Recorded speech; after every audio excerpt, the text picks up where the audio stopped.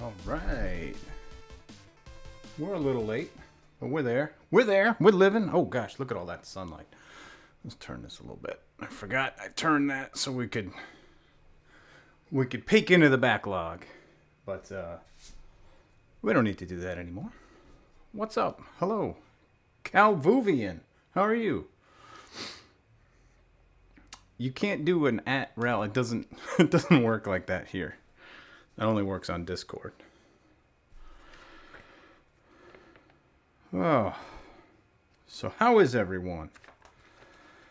I gotta turn the fan on. It is warm in here. Hang on a second.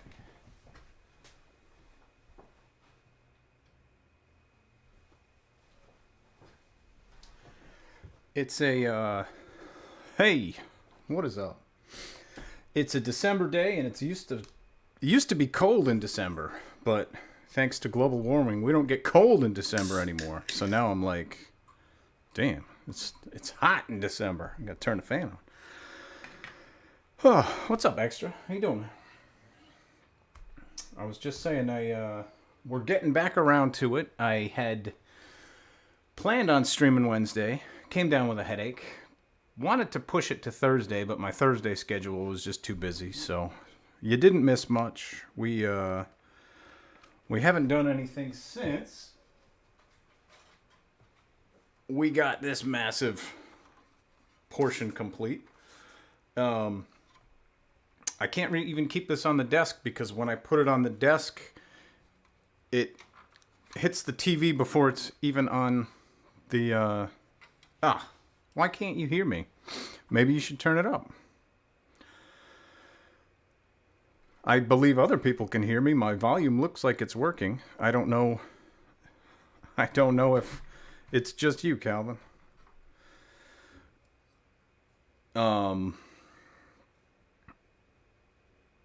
But yeah, I can't even put this on my desk because it takes up the entirety of my work surface, and the tips of it are hitting the TV. So I just keep it over here for now. But I think we're gonna keep building down from here. So soon I'll be able to like get it on the action base, I believe.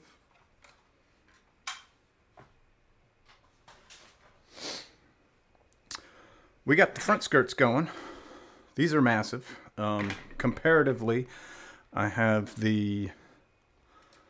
I'll pop the high grade here. Let's see. Let's get over to our build camera.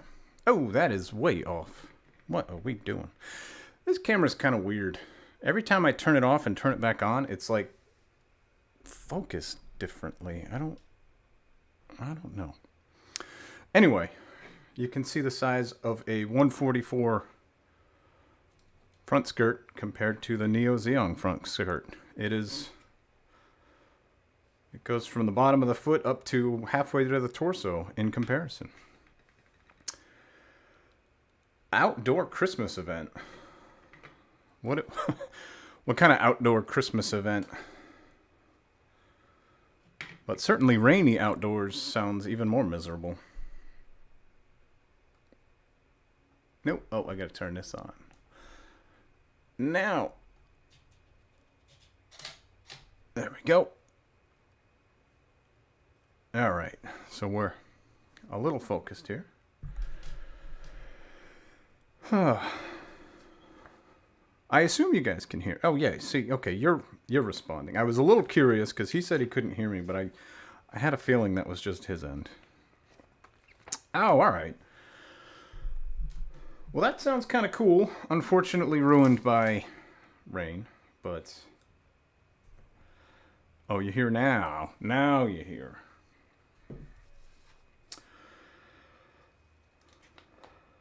So I think...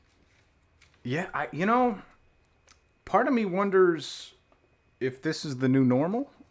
Or part of me... Because a couple of years ago, we had a pretty cold winter, but the last winter it was above freezing. I don't know if you guys use Celsius or Fahrenheit. For us, it was like high 30s, so probably like maybe 5 degrees Celsius, like all winter.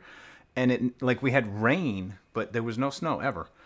And when we did have snow, it would be gone within like use Kelvin. That's I don't know what it would be Kelvin, but it would probably be I don't know, lower or higher. Isn't 0 Kelvin like absolute zero? So it's probably a little warmer than zero.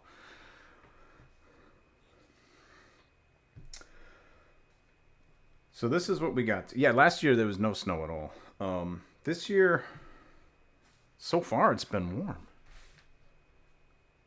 We had one. Actually, you know what? We had one weekend last.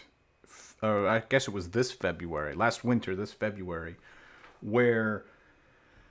So, here's how stupid this is. I mean, you know what I do for work. 283 Kelvin. That's pretty moderate, you know. I prefer 283.2 myself. That's probably like 50-degree temperature difference. Who knows?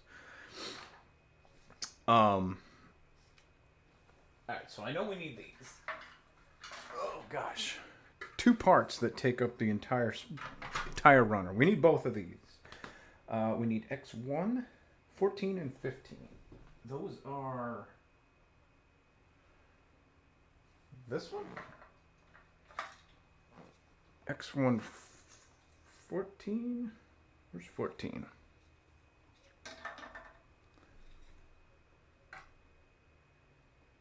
And 15. So this entire step, 4 parts,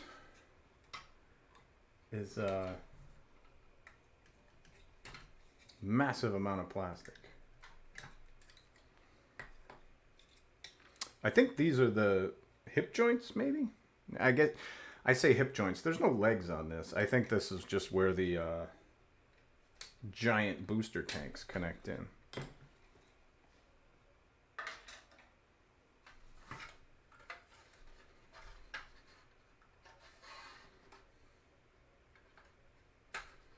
Oh man. So I'm kind of glad this is all going to be hidden because I'm looking at the size of these gates. That is like... That gate right there, the thickness of that is about as thick as a pencil. They don't even like... Ooh, they don't even taper like some of them do. They just ran right into that thing. So I shouldn't have to clean up too much of that because it will probably be hidden.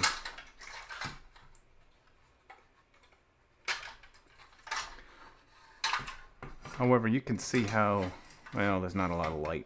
You can see that is gate. That is like a, I don't know, like a 4mm wide gate. Oh, there's another one there. Gosh. I can't even cut these parts on camera.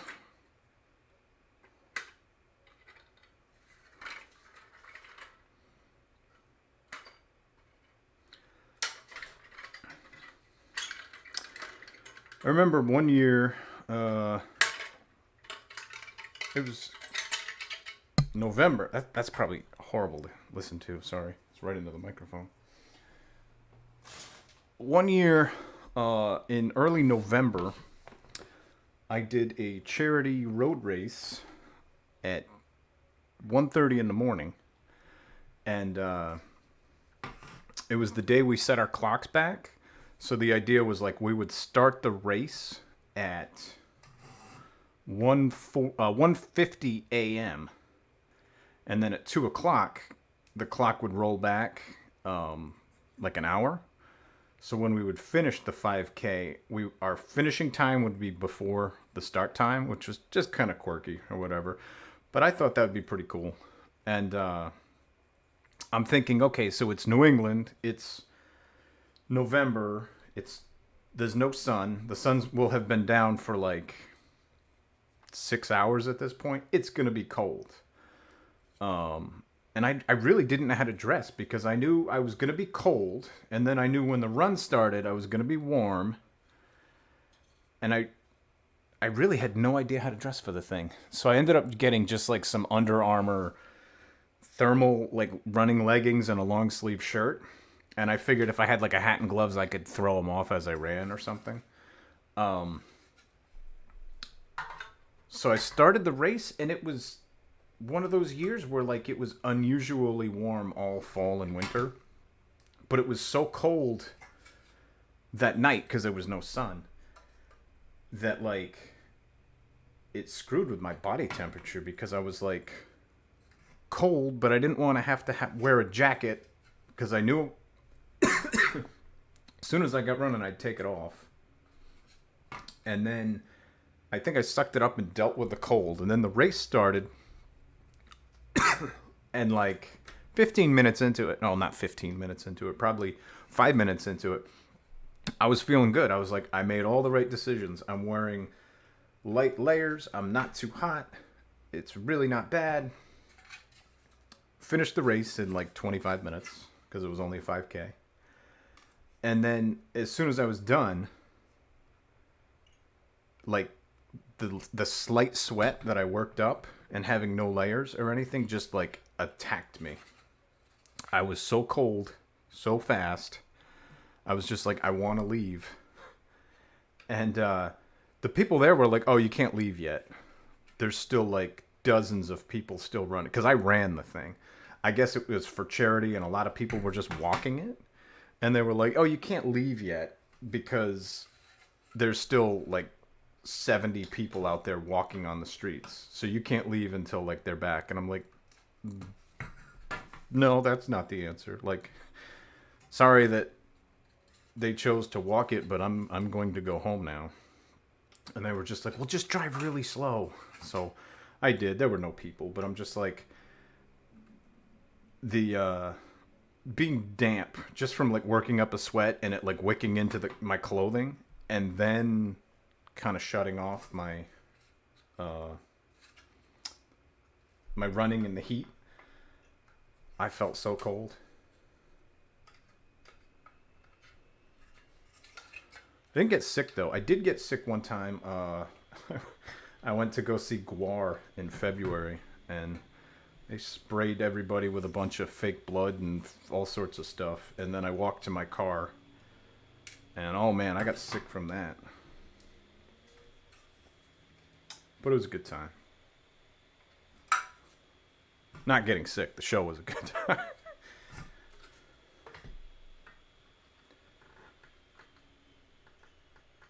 Alright, you know what?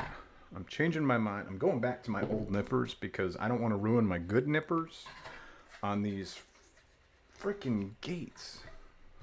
I hate this camera.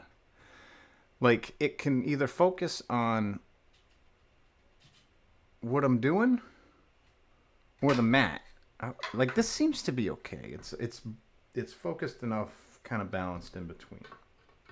I don't hate the camera. I hate the... I think, like with a webcam, it usually sets like a focus to a distance. Like, so if I had a webcam facing me, it would kind of be focused in between this depth. Whereas the DSLR camera is much more precise. So it focuses to like one depth and that's it. So when I have it focused on the cutting mat, even something that's like 2 inches higher is like blurry. But if I focus on this, everything on the cutting mat is blurry. So I gotta find a happy medium, I guess.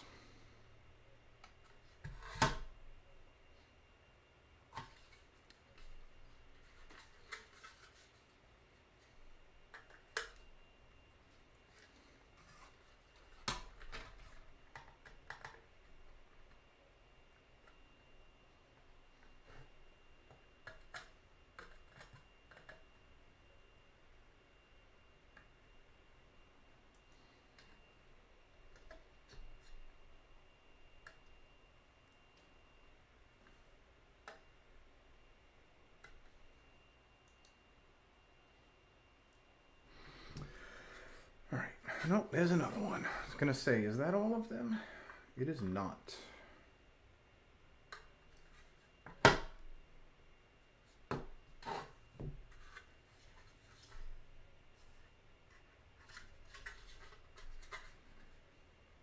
That is now all of them.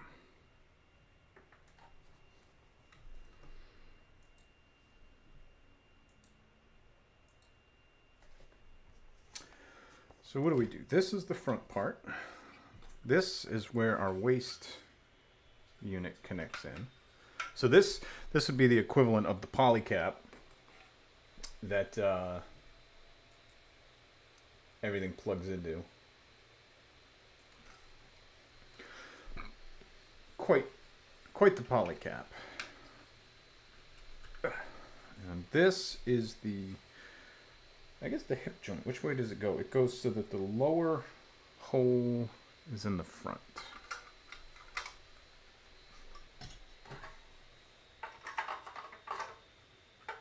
This is nuts. This is so large. Oh man. There's a nub.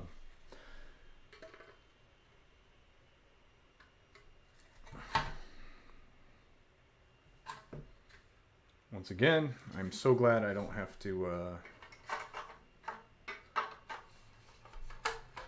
sand all this crap down, because we won't see any of this one. I mean, maybe we'll see like this part here, but the rest of this we won't see.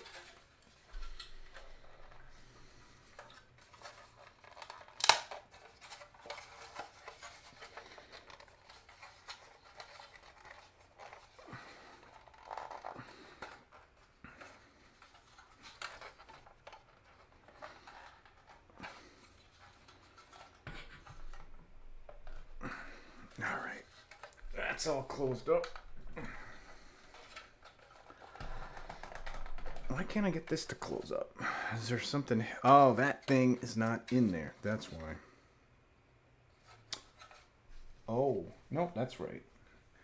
It looks like it's hitting there, but it's not. It looks like this thing can slide back more. I can't get this to close. I'll be really mad if I have to take this apart for some. It looks so like the seams are closed up out here. It's just as it gets towards this thing, it won't close, which I think might be okay because the whole, oh, there it goes. Now it's kind of closed.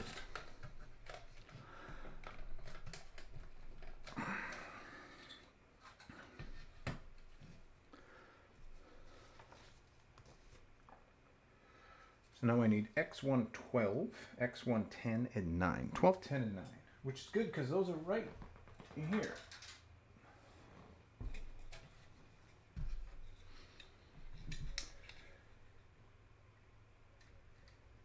Ugh.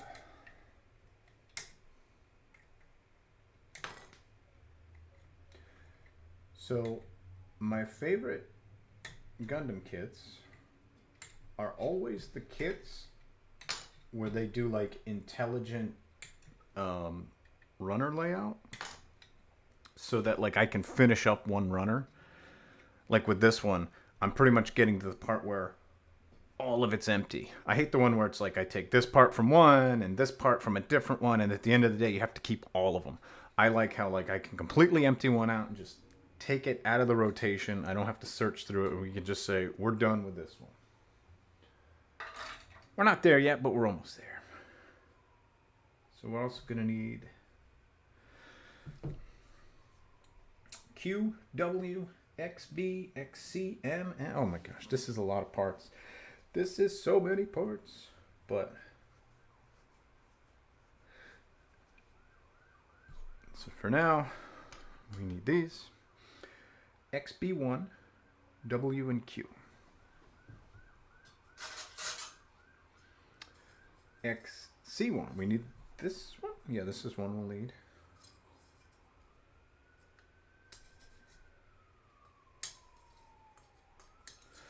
That's for a later step, though.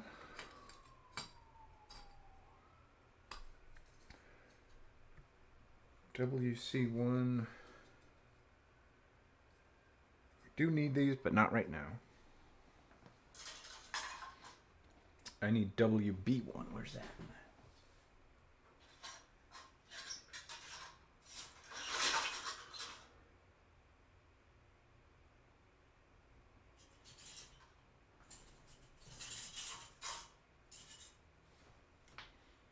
WI.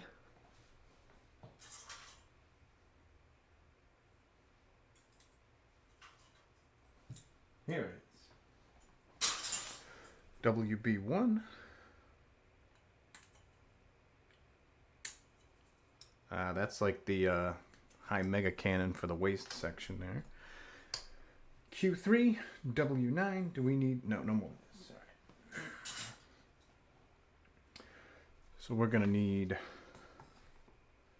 Q. What color is Q? I don't know. Let's check. Q is white. Found it. We got it. Ladies and gentlemen, we got them. All right. Q. Do we need any other Qs while I have it? No.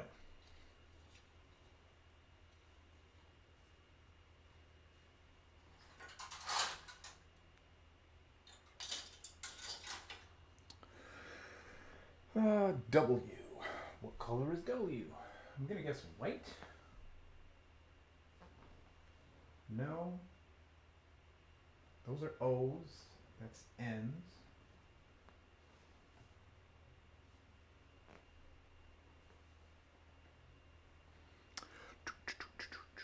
All right. W9. Oh, we do need M. We need M. Whatever this is. That is such a big part. Holy cow.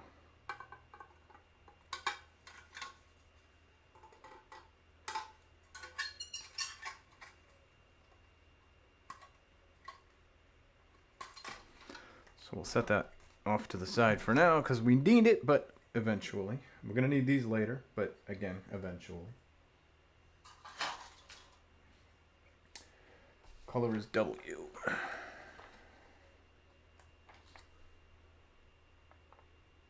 Straight up W is... Is there a straight up W? Oh, that's that part with the action base. Okay.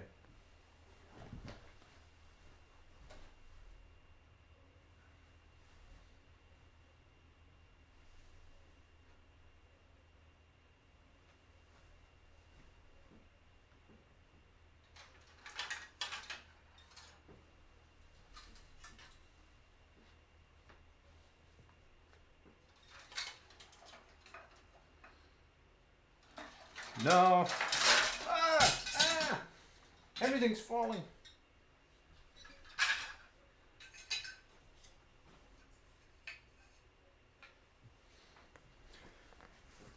Nah, you're not 25 minutes late. I started a little late today, so maybe everything's falling now. I need a bigger table. Anyway, I would guess you're probably only 15 minutes late. Either way, not bad. Thanks for stopping in.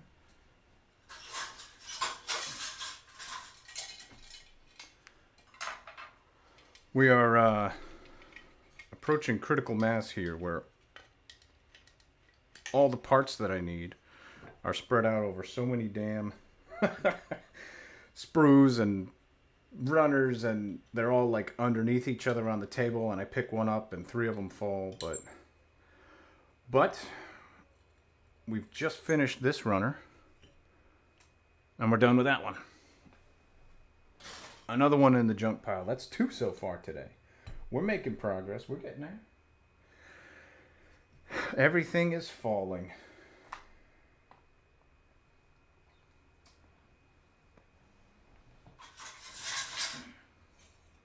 WD1.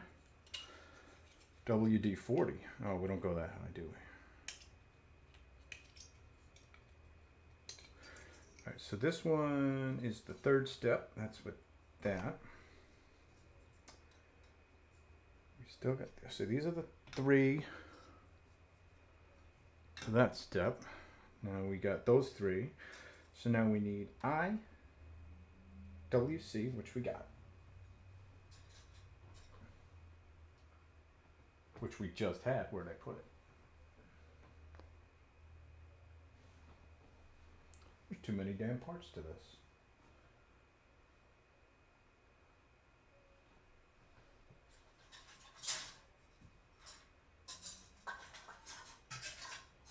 Here is WC.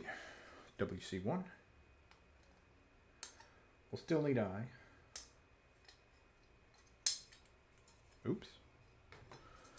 Whatever.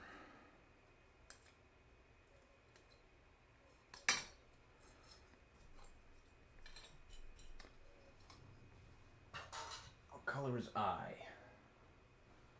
It's gotta be black, right? Or dark gray. One of the two. Eye. At least if I can figure out a color, then I can figure out what pile it's in. Oh, eye is that. Oh, that's that gigantic. Okay, I just put that on the floor.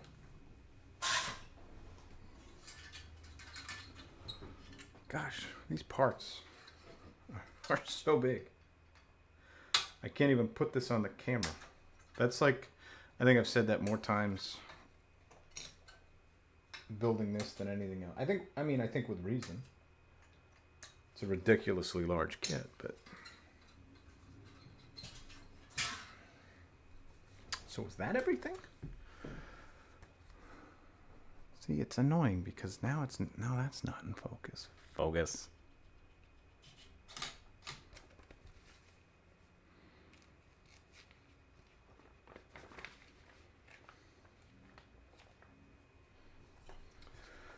So we need that. X9, 10, that. We got that. So we need Q, that, those three. This one, and this monstrous piece of plastic. And then this last step, we need that one. Okay, that's it.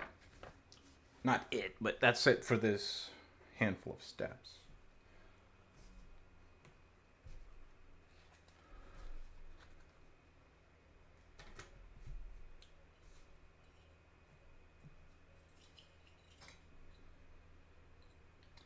And once again, not much panel lining on any of these parts, which helps us build relatively quick. I think a lot of these parts have water slides, which is probably, I mean, it is high grade. If you guys got $1 for every time I said either I can't fit all this on camera or this is a high grade after all, you guys would make some good money on this stream, because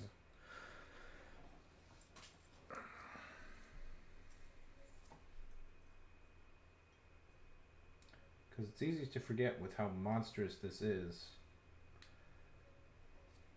but it is a high grade.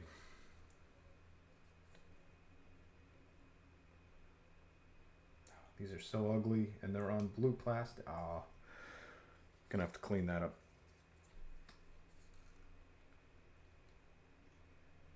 I can't complain because, you know, military scale modelers and everything are probably looking at me complain about, like, I have to do a little bit of sanding.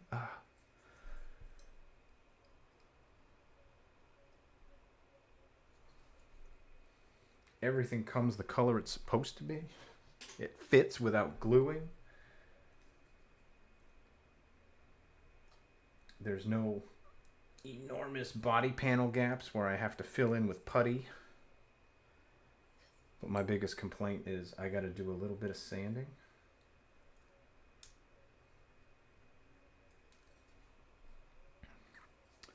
They would banish me off the model making island.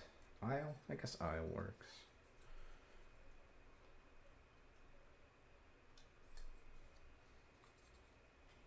All right, so those are trimmed. Those are trimmed.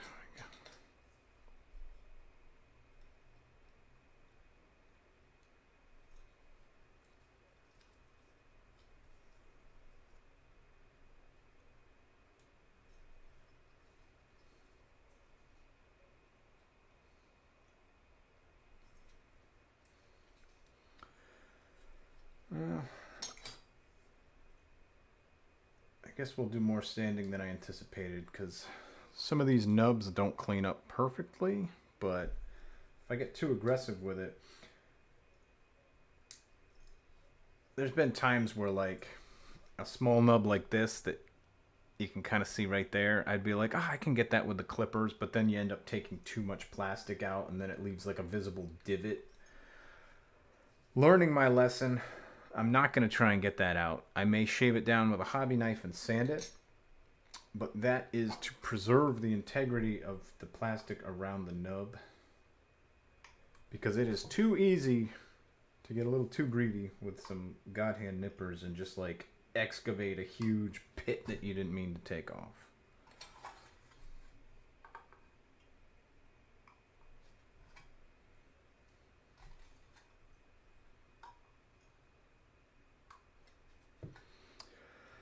So with this, we'll do a little bit of panel. There's like these 4 little squares on here. We'll panel line inside those to make those pop a little bit. We'll panel line these. We'll hit this part. Maybe this layer, but for the most part, these are just going to be a straight, clean, slap-on build. Not too much to detail up. I always underestimate how much time it adds to the process when you're panel lining and cleaning up everything.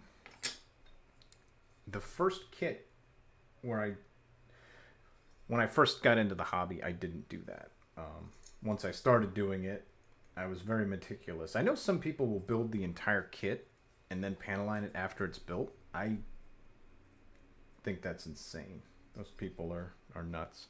But I also I'll build the entire thing and leave the leg off or leave the arms off, leave the head off the torso, because I like to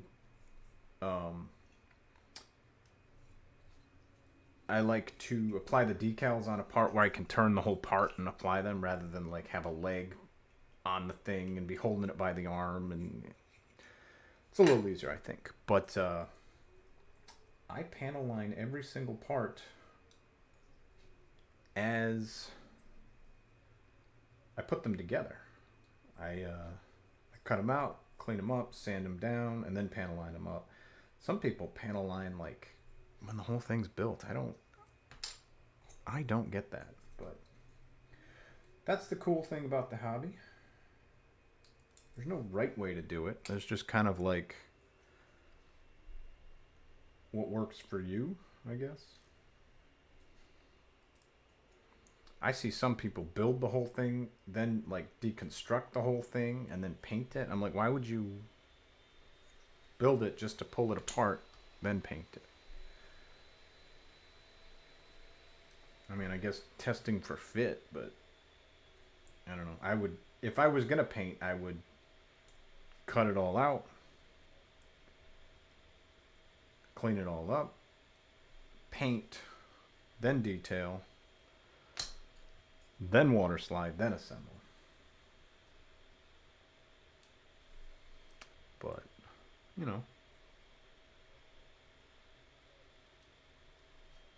no wrong way to do it, I guess, if you get there at the end of the day, right?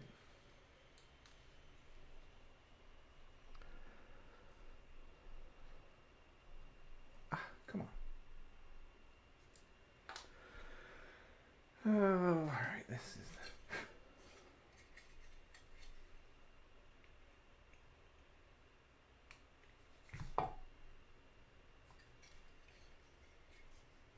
This part basically fell off the runner itself. I don't know why. It was very heavy and very lightly gated. I think every single gate except for one just broke in shipment, which was kind of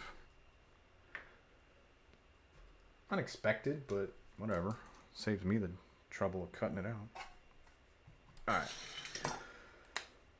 So for this, they're not very deep. I just kind of want to get into each of the 4 corners to highlight the edges. So I'm going to come in, not straight down because that would be drawing on the face of it. I kind of want to come in at a 45-degree angle and get ink into the 4 corners.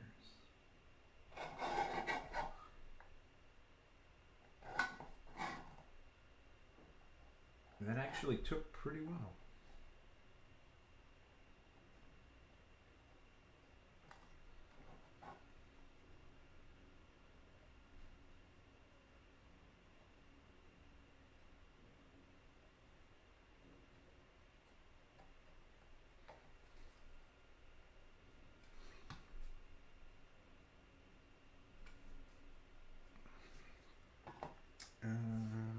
good. These two I'll do with black. I've been trying to, I don't want to say it's a new technique, but I've been trying something. Normally I would put the ink on and then rub it out instantly, but I think the problem is plastic type. Some plastic is more porous than others, and it doesn't like take the ink immediately. You have to let it sit a little while. Some of the plastic for this kit I've noticed, I'll put it on and then I'll kind of like start rubbing it off, and I'll take off way more than I anticipated because it didn't really dry. So I'm gonna try, let it dry for a couple minutes, just that, you know, enough time to panel line the other parts, which should allow some of it to take.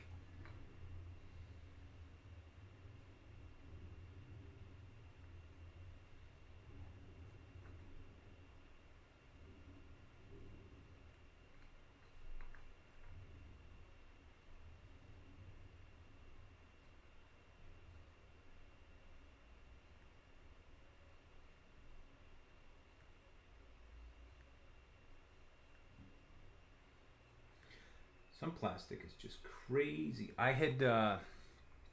built my first, again, I know it's not the correct term, but I'm gonna call it like electroplated, plated, top plated, whatever. I built my first one of those recently, and I learned it was a learning experience. It was the non-grade Akatsuki Gundam from Gundam Seed. Cool thing about it is it was all undergated, so the nub marks are hidden, but there was a lot of panel lining on there that I wasn't sure how it would work because it is an electroplated kit. So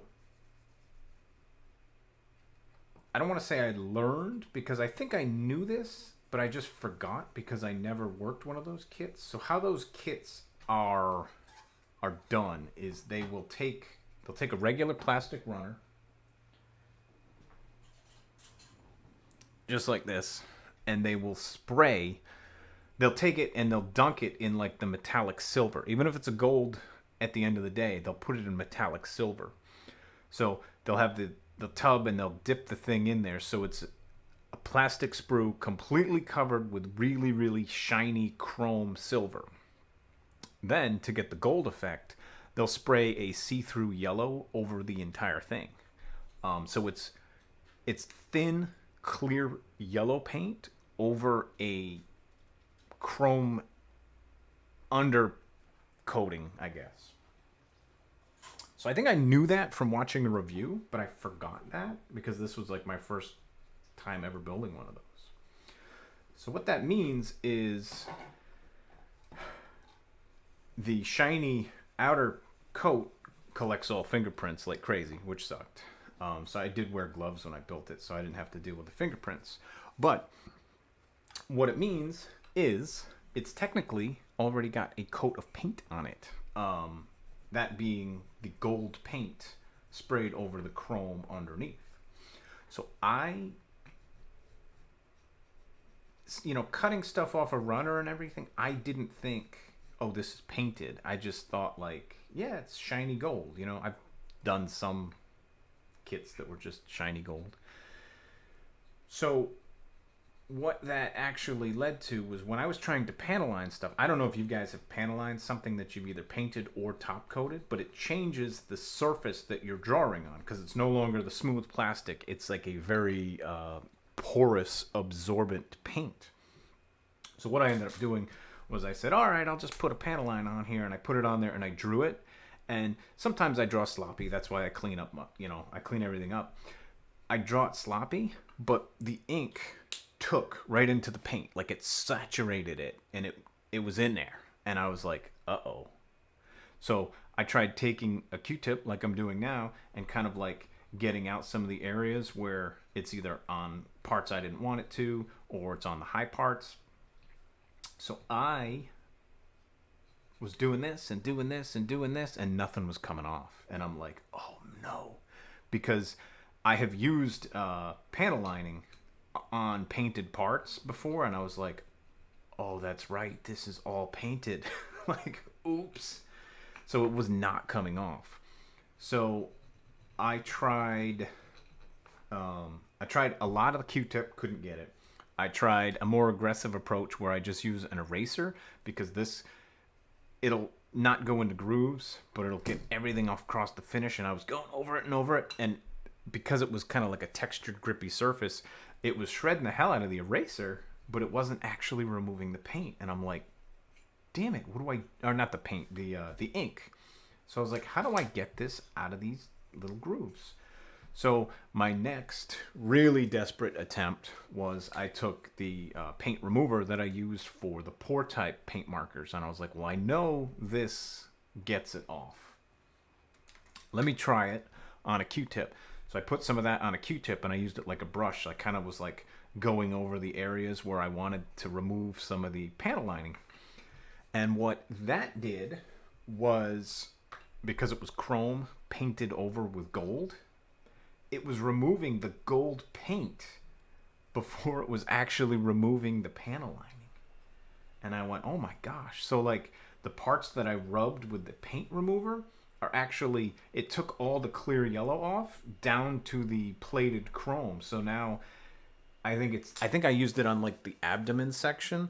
So if you look at it from the front, everything is a nice reflective gold, and then like this one section on the lower abdomen is all silver, because I foolishly cleaned off all the outer paint, not thinking that I was doing that. And I felt like an absolute tool.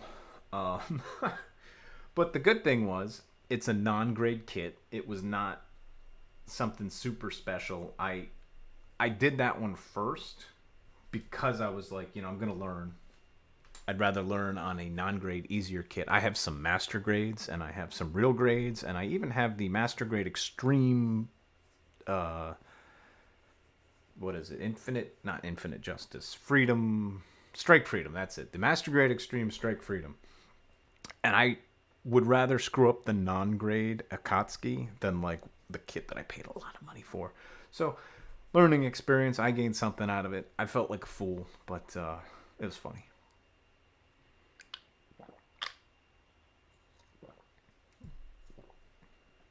All right. Everything is panel lined, cleaned up that way. These are good. Now I'm going to do a lot of sanding of these 4 parts. Got to remember where my camera ends here. I got to put... Sometimes the camera zooms out a lot more than other days, and I don't really know what... I'm going to try this. If it screws it up. No, that stayed the same. Okay. Some days it's like the camera's this far. Some days it's like this. I don't know. As long as it works, I guess, right?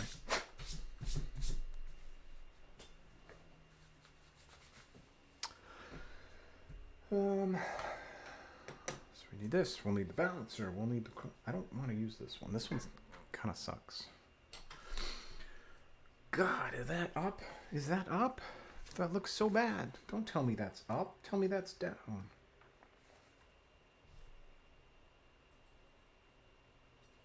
Damn it, that's up. All right. So those 2 horrible color deformation marks need to get sanded out, because this part goes with like this, so this would be up. If it was hidden down here, I wouldn't care that much, but I'm going to have to clean up both of them. And they're just as bad. Let's do the white part first, because white is so much easier to clean up.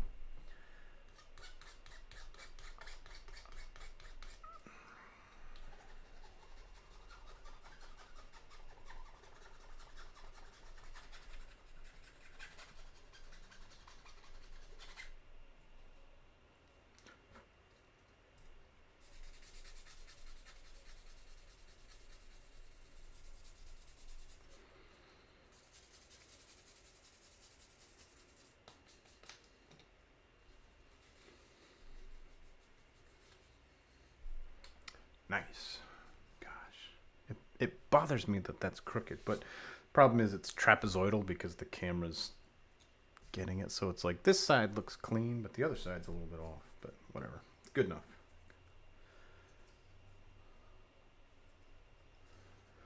Let's figure out which way that one goes.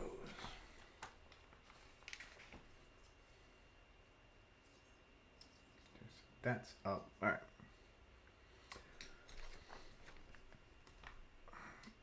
Ooh, that was the one with the gigantic nub mark. We're going to use the hobby knife. Try and shave that down. And we can see it coming off pretty good. I like these type of knives because when it does dull a little bit, I can just break off maybe 1/4 inch of the blade, like so. And this part hasn't been used yet. So we can use a nice sharp blade to continue shaving.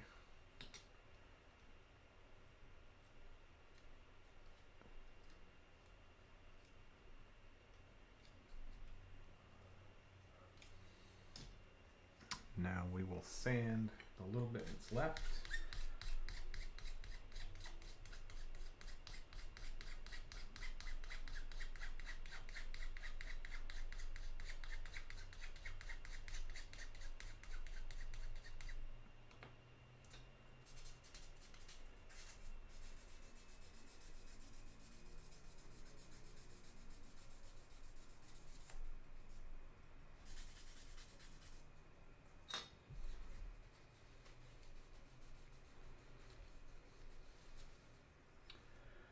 Ooh, all right, that's too glossy. Let's dull it up a little bit. There we go. That is too glossy as well.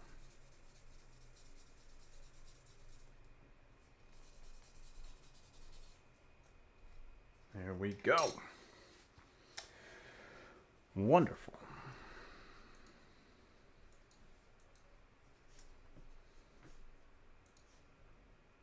I don't know if it's wonderful, but we're getting there. Now for the real part. The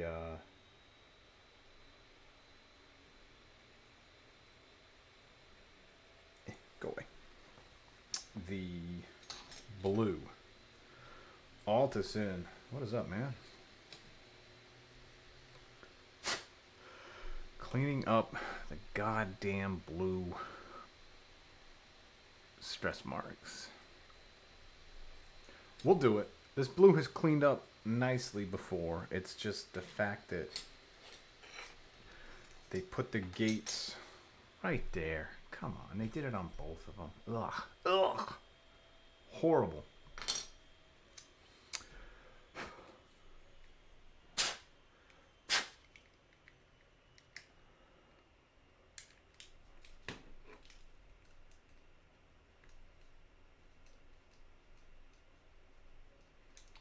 So we'll shave as much as we can.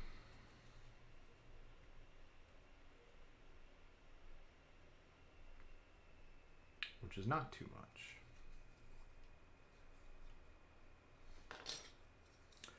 That one's a big one. We could shave something there.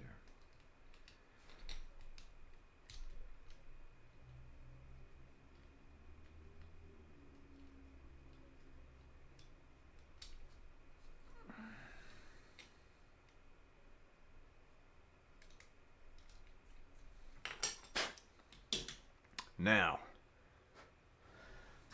clean that up. I probably totally shouldn't do that, but I do that anyway.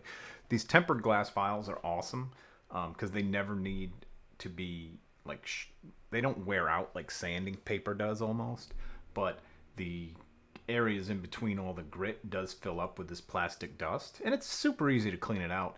If you run water on it, it cleans it right out. But I think like then it's wet and then I got to dry it, and I don't really want to do that all on stream.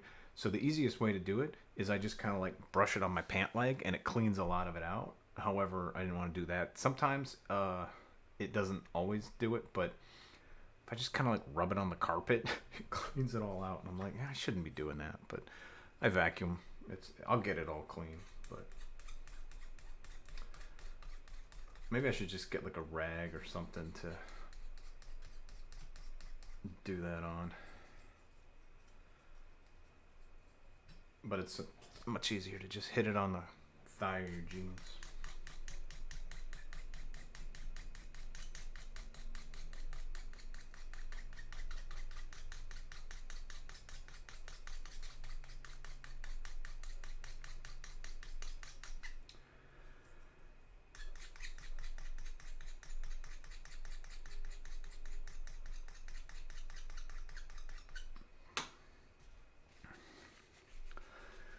Clean up the dust.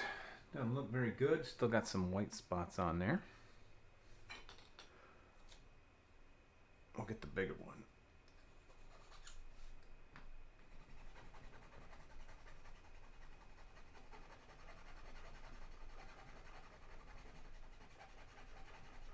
That's doing a better job.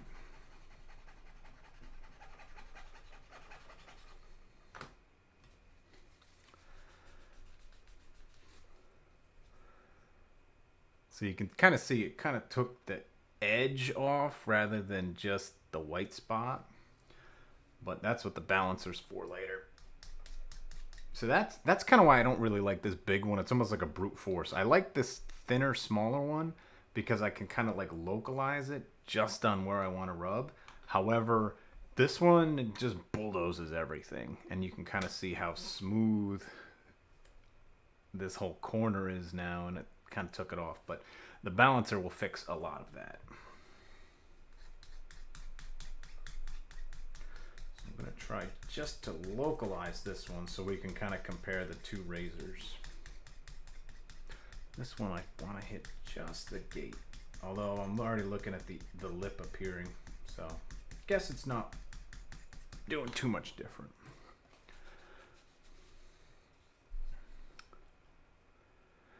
This got rid of the stress, but it also took the corner with it. This one is having a tougher time getting rid of the stress mark, so let's bulldoze it. Well, I'm looking at the corner that was going a little bit, now just completely gone.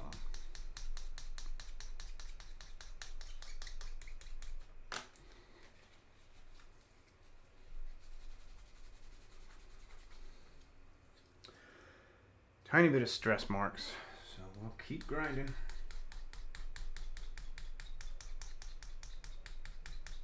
With stuff like this, darker colors, I try and only go one direction because it'll like if I go back and forth, it'll really be more visible. So I'm trying to keep it going one direction, and because the piece is kind of pointed this way, I want to go up. If I pull down, it's gonna like grab that lip and almost fold it over, and I don't want that. So I'm trying to go, it's almost like with the grain, but like with the angle, pushing down, pushing up, and then bringing it off the piece and coming back and just repeating.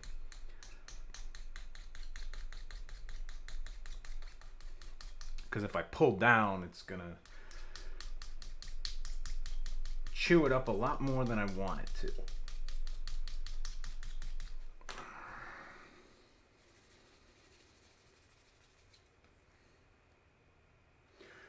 Still got some stress on there.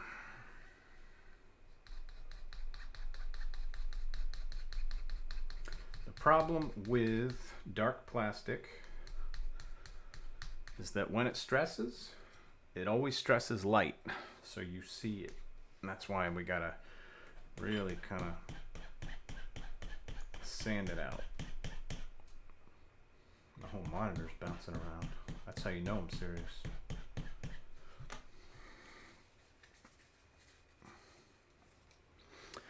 All right, that might be good. We are going to we're going to balance this out, and we'll see how it is. So the balancer essentially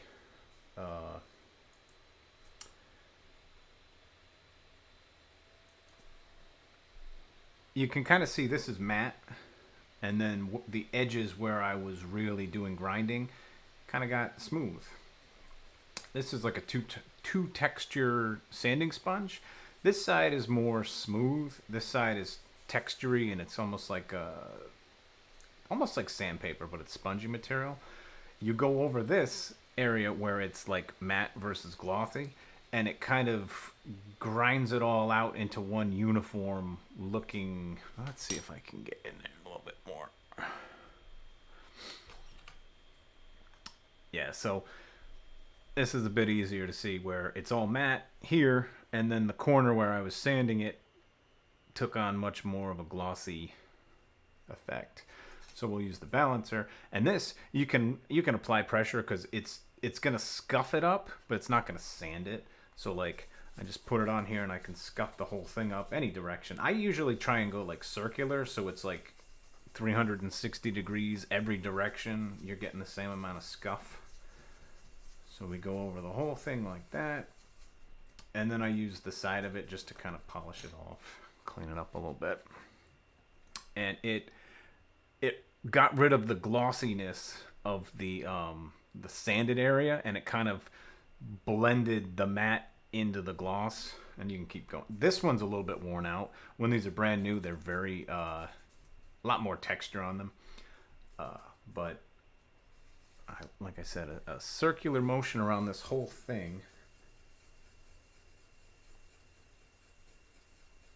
You don't even really need pressure. You just need to like feel it biting.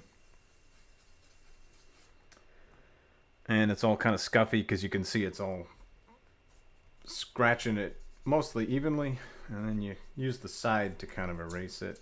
And I usually will do a circular pattern with that too. And now it's much more uniform in top coat, either matte versus gloss. And if you want a matte, you use the textured side. If you want to use like a high gloss, like if you're doing Sinanju, where you want that really glossy finishing look, this will polish it up. I'll do it real quick just because we can undo it. But if we use this real quick, you can see it's putting a shine on that part. Like that. This is what you'll use if you want to.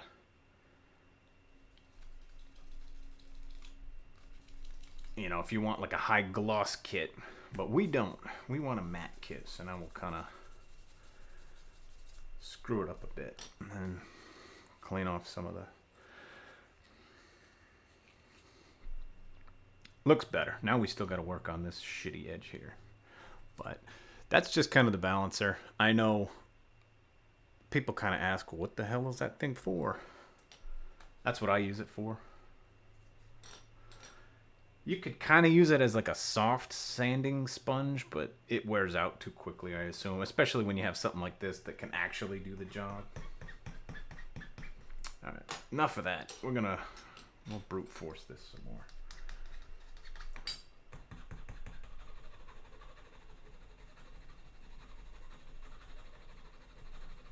Oh, look at that coming off now.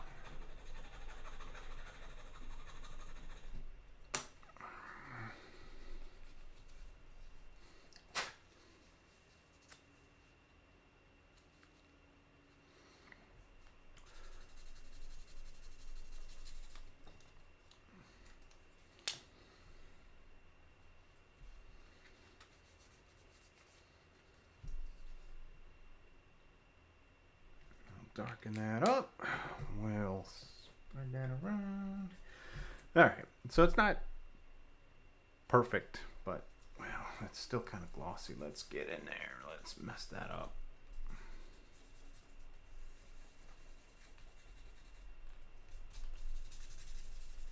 There we go. So, comparatively, it's not perfect. Oh, it's kind of dirty now. I gotta clean it up. It's not perfect. These are in a spot where like we're not gonna see them, but it bothers me. So you can see these are the ones that still have the nubs. These are the ones that we mostly cleaned up. Comparing before and after. Gigantic white spot. Mostly sanded over, roughed up matte spot.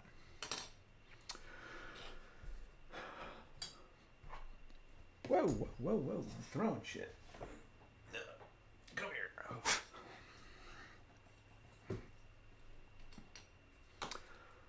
Oh, these are so ugly. The good thing is, these are mostly hidden. I don't think people will see these, but I know they're there. That's 90% of the problem with me cleaning this up is stuff that's like, I look at and I'm like, but I know it's there. I guess I wouldn't call myself an artist, but you know, this is makers and crafting and whatnot. Crafting, I would say one of the things I needed to learn for a while is leave well enough alone. Because I used to strive for perfection and I would drive myself nuts. Like, I'd look at stuff and I'd be like, yeah, I can do a little better, can't I? I can do better, right? I could clean that up a little bit more, and then I'd like get it to a part where I like regret what I did. I'm like,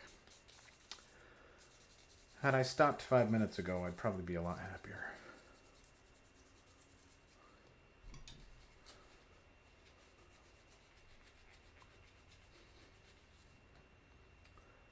So I'm kind of adopting that with this kit, because at the end of the day, these parts are like, there are these hip parts up here that are like not seen.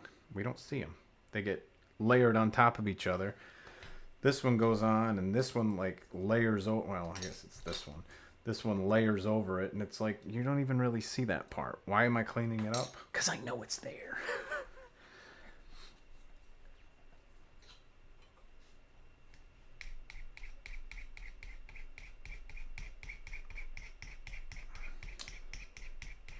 But if I can get it 85% of the way cleaned up, we'll touch it up with a bit of panel lining marker just to get the white spot going.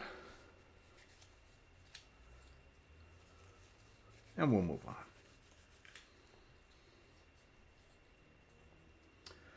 All right. What are we at? What are we at? What are we doing? What are any of us doing? So we take the two front flaps. Does it matter which way this goes? No, it's symmetrical. And we lock them into this piece here.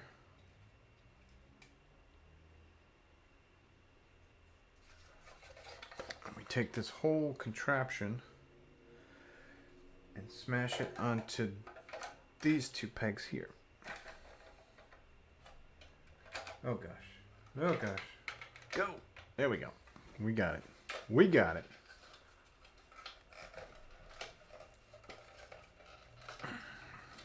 Now the front flaps have been attached.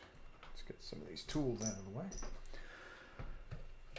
Front skirts are on there on a ball joint. They don't, well, they rotate back, but they don't rotate forward because they hit this upper portion. So that's kind of weird. But there's not much going on under there. It's just skirting for where the fuel connectors are going to hook in. So that's okay. At least they kind of like stop symmetrically, like, so I can pose it. So part of it's tough trying to get these things lined up because like one will be off and the other one will be off, and you want them to look a little bit symmetrical. So this way, if we rotate them out, they both stop. Well, of course, as it goes completely past it, they both stop at the same point. So symmetrically, it'll be a little easier.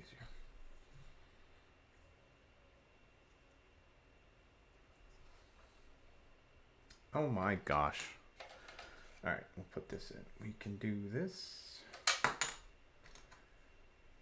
Where does this go? This just goes into that little socket there.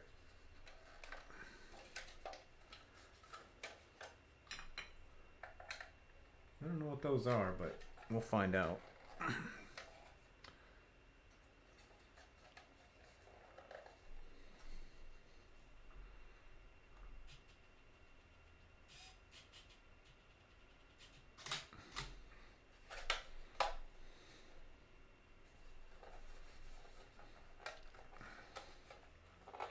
We're in.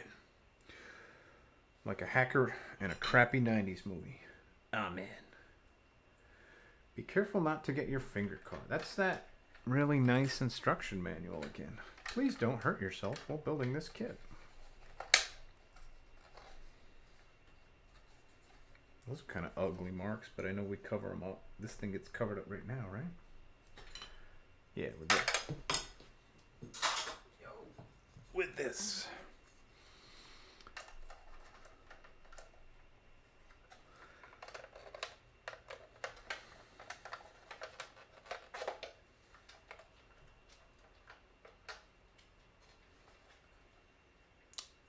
Doesn't look like it's covering it up very much.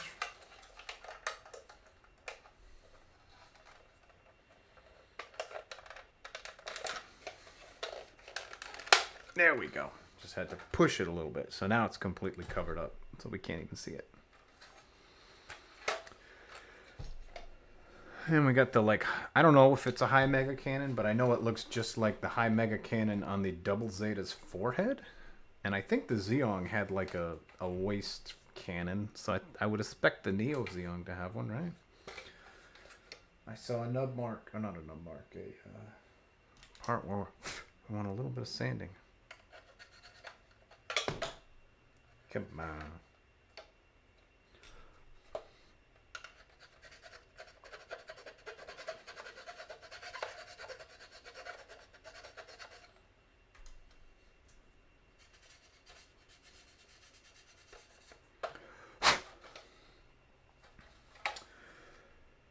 So next we slap this gigantic gray bottom piece on. Let's go in the front. Yeah, there's only one way. Now that socket is where the action base actually attaches. So once I get this on here, this is like the entirety of the lower section.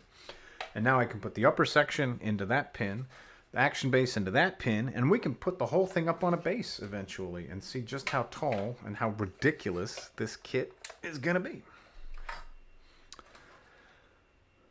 I dig it. Next we have this 3 versus 3, that goes right on there. That actually may prevent some of the front skirting from rotating too much, which would be a good thing because that'll help us keep it symmetrical. Sorry, gotta do this off camera. Snap in. Go to your home.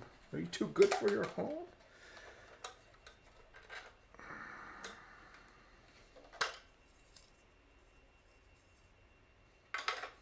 1 second. It's not a nub, but there's something interfering with it, so I'll trim the ends down. Where's my balancer? Where did I put it? Oh, it's right in front of me.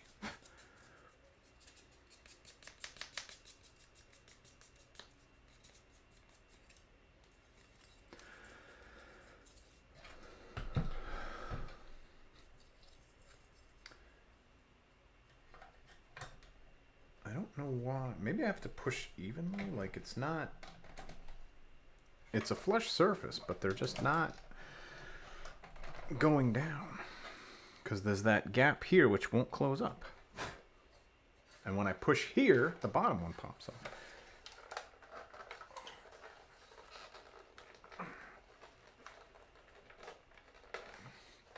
And the real problem is it's blue plastic, so if I really hammer down on it, it'll stress. So it's almost like they're hitting the skirting. Is the skirting what's causing that? Oh, maybe the skirting's supposed to be under like that. Let's see how smooth it goes down now.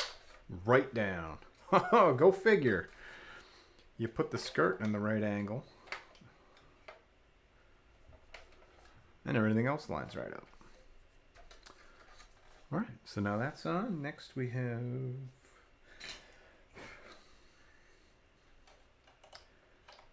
this little front vent part and this gigantic white piece of plastic should close it all up.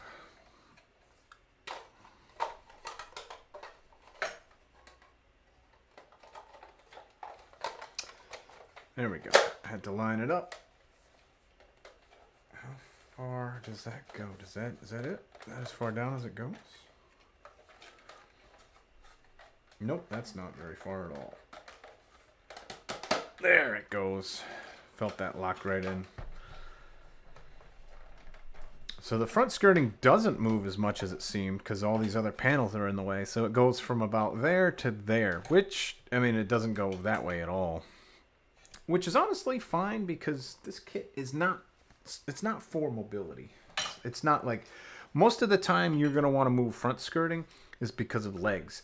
Like, if you had a leg, I don't even have a simulated leg. If you had a leg that you wanted to like pose in a forward pose, it would hit the front skirting. So you usually want to swing it out of the way. But this doesn't have legs. This is just where the gigantic boosters, like the fuel for the boosters go. So they don't move much. They just kind of come straight down. So it makes sense. You're not going to really come forward with it. Skirting doesn't have to move too much. Now all these, that one we're gonna clean up a bit more. This goes lower, the blue goes lower. I feel much better about it knowing that these are like layered like shingles. I thought these were like front and back, but they're not. It's like lower and upper. And knowing it's lower and that it gets shingled over by the upper, I appreciate that, because the areas that we really sanded down won't be visible when, well, or won't be as visible when I now pop this one in above it. Yeah, because the in that seam there was where we were really trying to sand and grind out.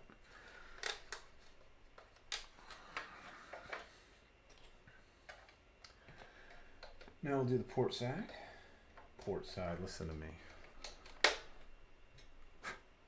Left side.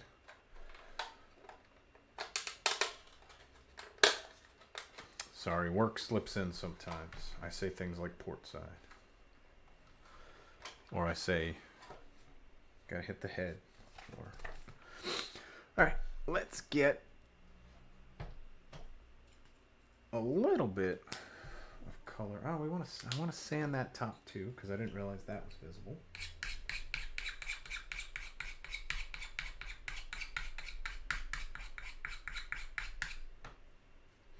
Where'd it go?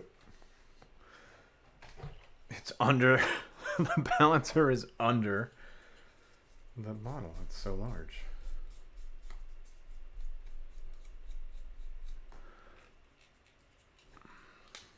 Now we'll get in there with a 45, go up the edge, cross the bottom, up the edge. I'll give it a second one to really make sure we got enough ink to get that shading.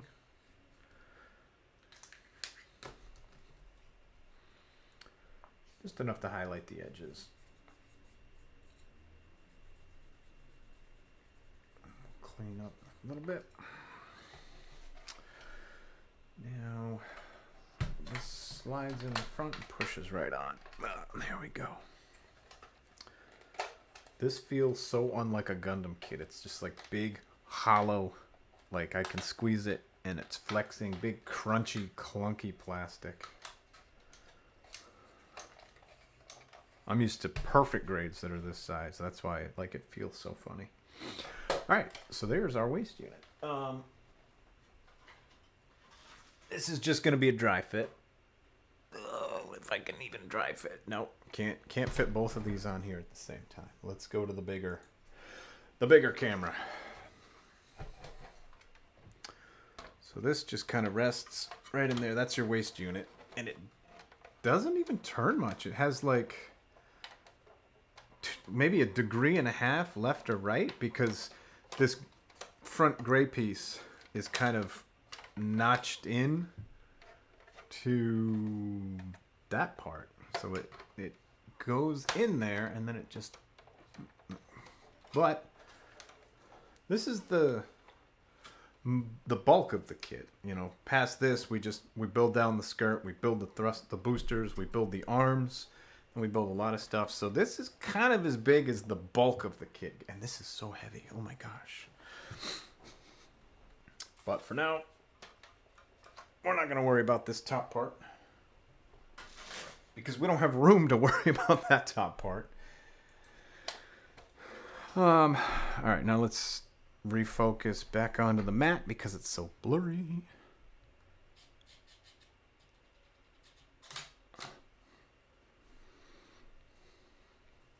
All right. Oh man, we are getting to the part where we use the single biggest part in this kit, the butt flap. That's going to be fun.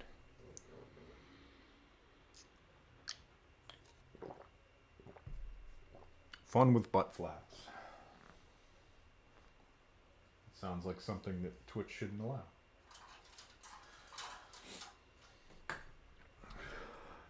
We are also getting to the end of yet another runner. So one more entire runner that I can throw off my desk. M3 is the first one.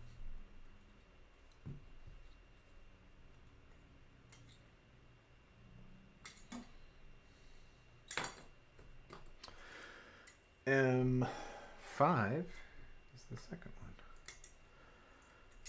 M5, like a BMW. I guess M3 is also like a BMW. I think I'd probably rather own a 3 than a 5. It's cheaper. Just as nice. WB1. What the hell?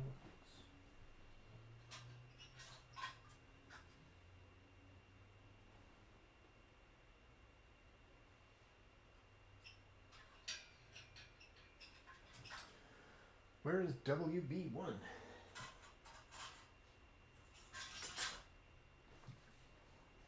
Oh, there they are. WB1. Oh, it's these thrusters. Okay.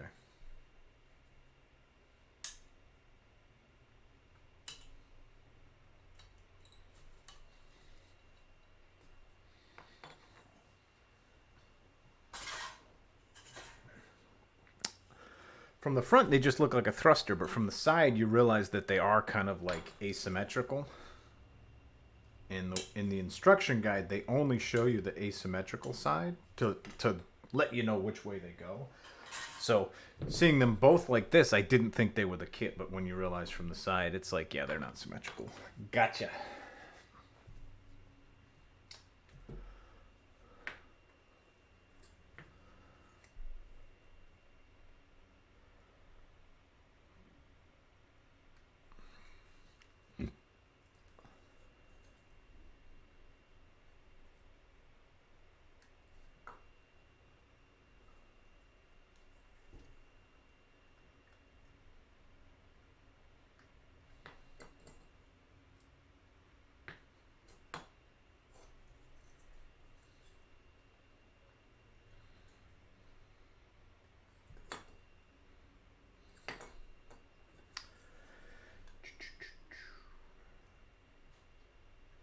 Oh, I hear my dog barking at something. She's an idiot. I am going to... Well, I'll clean this up. I'm just going to go run into my bedroom and flip the light on. Because when she's in there in the dark, she hears stuff and she's like, stuff to bark at. Because I don't know what it is. Oh, you hear? What a nut.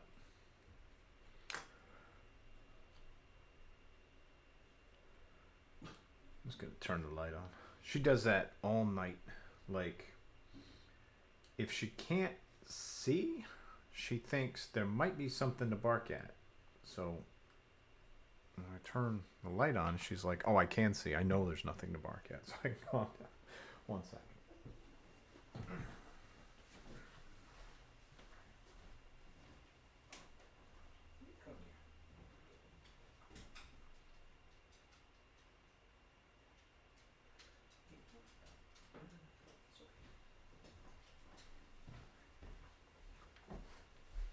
Oh, you're going to come in here.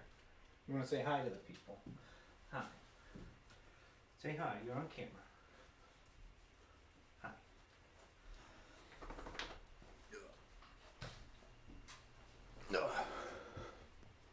Oh, man. Maybe you couldn't see her. She was over there. Anyway.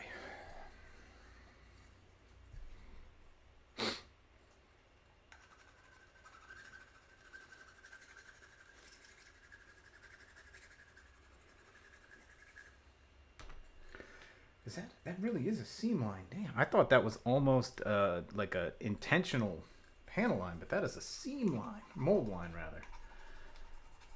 Gross. We'll bulldoze that, or try to. Well, I don't think we need to try because these are mostly hidden. Mostly? I don't know. Yeah, I think they are. We'll get rid of the nub marks, but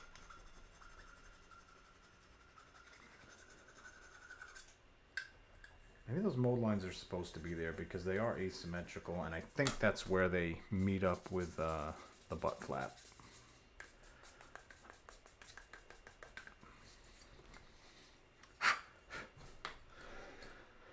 So this says view from behind. Oh, okay, I see the flat part. The flat part goes down. So the nub goes there.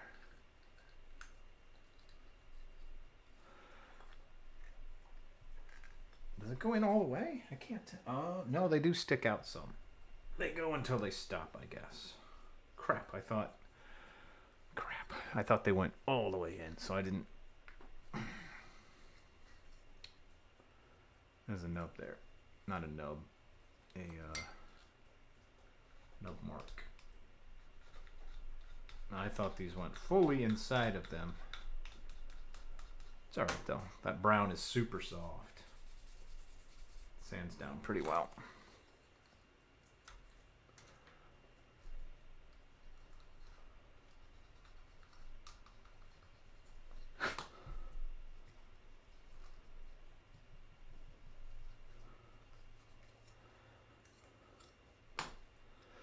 But knowing that, I can just sand it off before we even put it in there.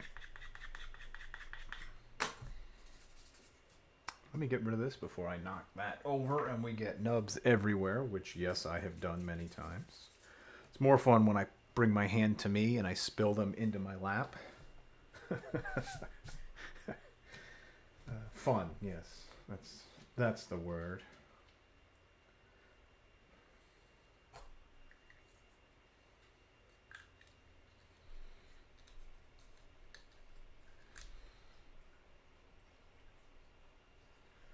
Where's the flat?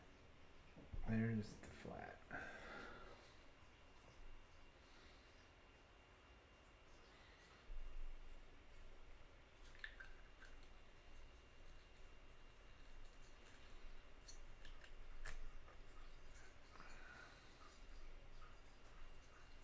That ain't right. That ain't right. I can't see the flat side on this one.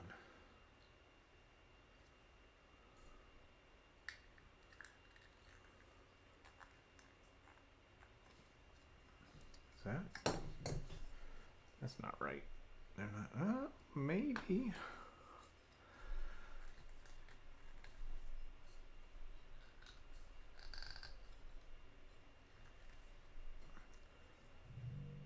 Yeah, I guess it is. Okay.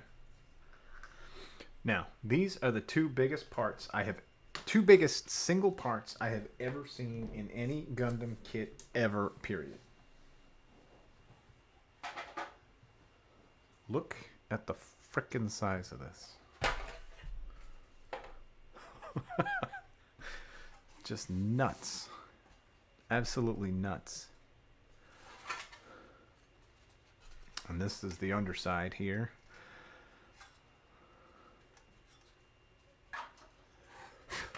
So there's a little bit of edge lining that we can get on here. So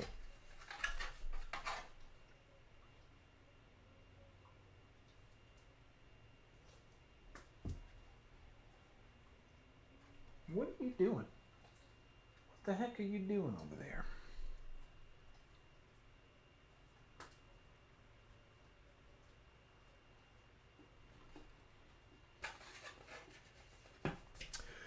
Now this edge lining is the kind that you really have to let dry before you start trying to clean it up, because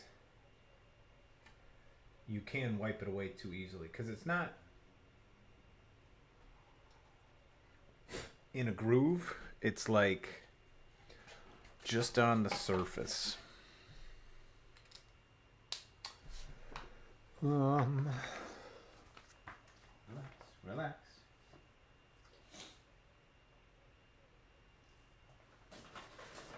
So, can I get? No, I can't really get an angle that shows it. It's really almost like. One second.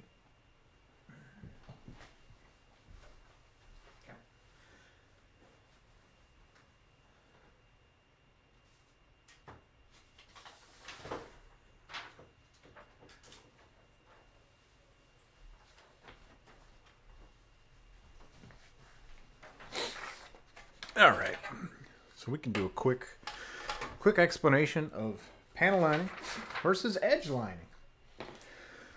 So if we had a blow up of what a part looked like on a panel line, part would be smooth, and then it would have like a groove in it, and it would continue. So when you are using the ink, you'd come straight down in here and you'd put the ink in the groove, and it would like fill up the whole thing. And then when you take your Q-tip and you like wipe over the surface, it only, you know, you're only touching here. So you're kind of like ignoring everything that's in the little indentation. So that is a lot easier to clean up with an eraser, because it's not going to like flex. It just goes over the surface and it doesn't get down in there, and it doesn't really dig it out.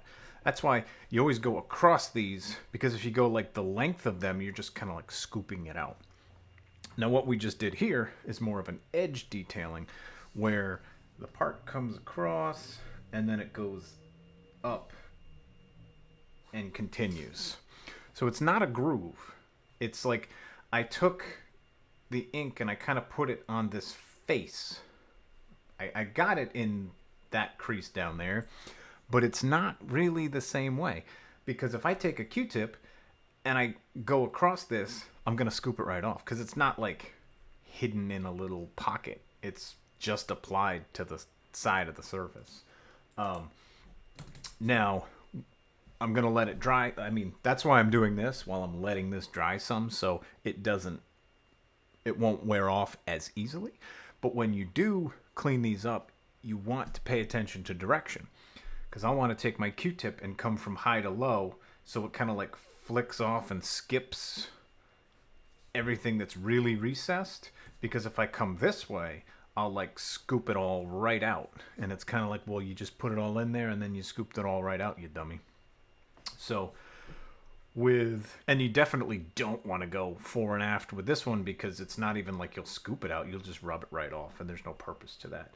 So panel lining you can be quicker with, because it's in the panel.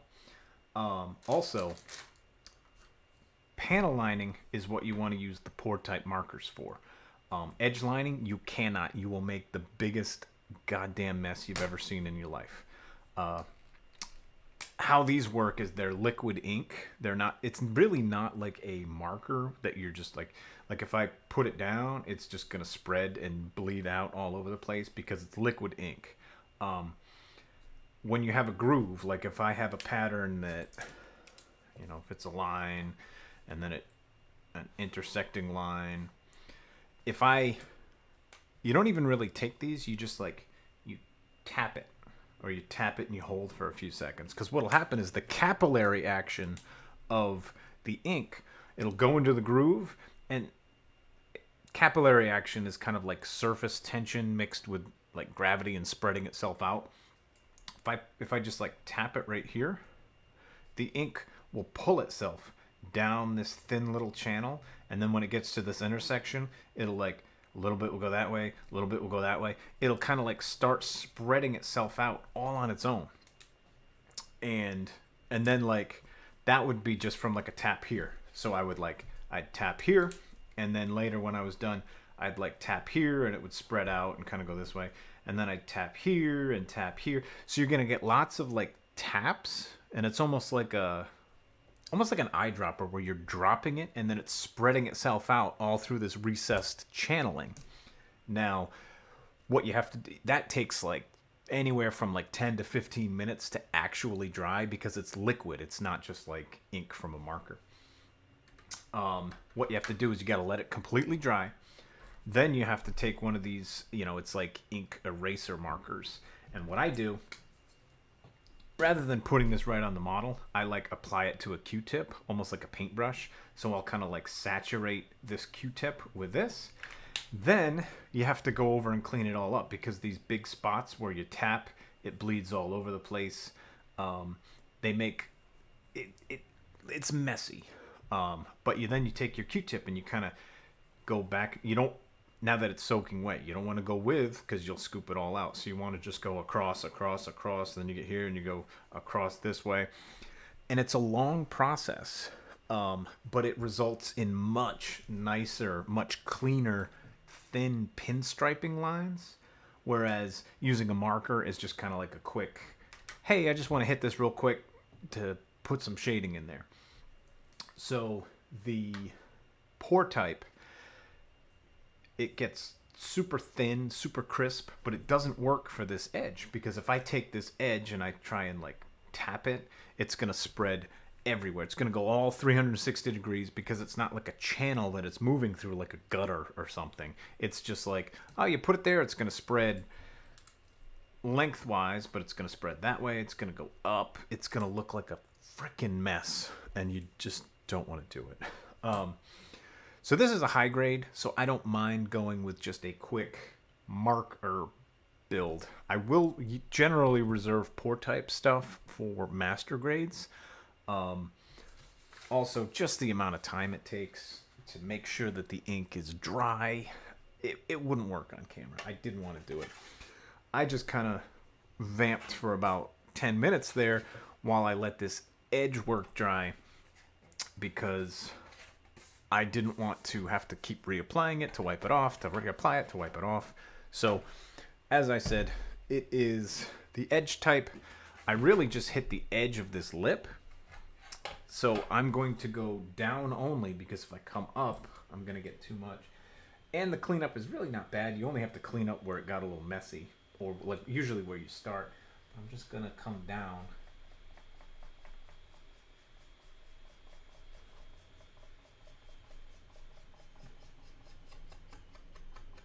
Sometimes you don't even have to, but I like to because it softens it. I prefer the softer look to make it look more like shading rather than a solid hard black, because that makes it look a little more like almost like a cartoon or like a comic book that got colored in, like cell shading almost. I don't really want the hard black lines. I just want the like shading of detail. So that looks pretty good actually. Sometimes with these, because you don't really stay in a groove, you're just on an edge, the marker slips, so you're constantly like coming out of the groove. I laid this flat. I had a steady hand when I did it. So this is not too bad of a cleanup job. I'm just kind of, it's almost like feathering or fading. It's just enough that to remove a lot of the heavier areas of the ink, make it uniform.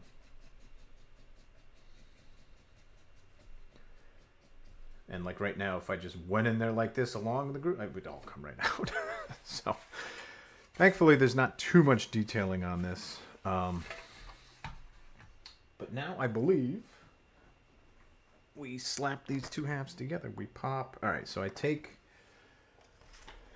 these goofy little thrusters and I pop them in.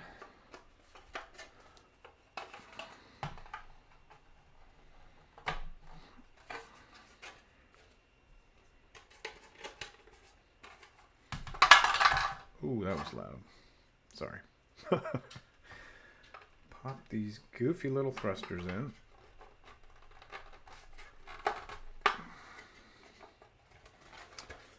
So now it looks like a face or something, like a goofy bird face. like a toucan. Is that it? Just those two? I wanted to make sure I'm doing it properly because fitting this apart will probably snap shit. So I don't want to. So now I have to press these 6 pins into these 6 holes and close this up.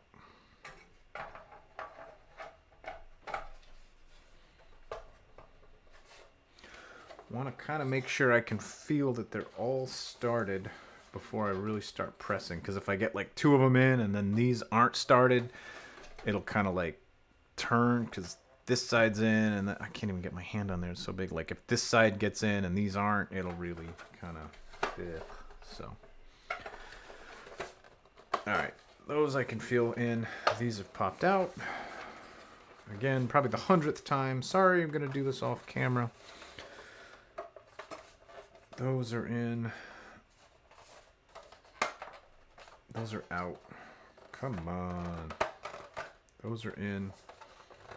All right, it's all in. So now if we just evenly press up top, press down bottom, press in the middle, press up top.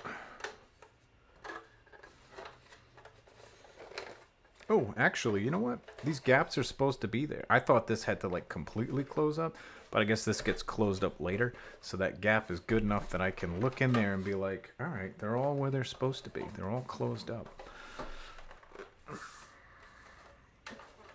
And these little thrusters are in there. This is nice and seated. That is the biggest damn butt flap I've ever built. Now for comparison, there's the entire high-grade kit. And that's the butt flap. Now, the butt flap is this piece for this guy. So you can, that side versus that size. Wild.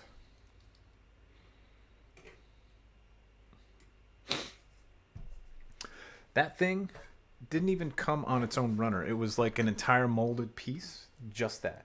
One thing. It does have a monster water slide that gets popped on there, which I have here. But I'm going to be doing all the water sliding myself. This Zeong logo kind of gets like centered right on the seam, so it fits like right here somewhere. But I am not going to do that on stream, because that could be... Water sliding's not fun. Nobody wants to watch somebody water slide. Now, I guess it's just those. Okay, so that notch and those 2 gigantic pins go into those holes with that little part. So we get them lined up. Get them lined up. Press, and there's still a huge gap, so we're gonna press evenly. Press. I think that's as far. No, it closes up a bit more. It closes up more.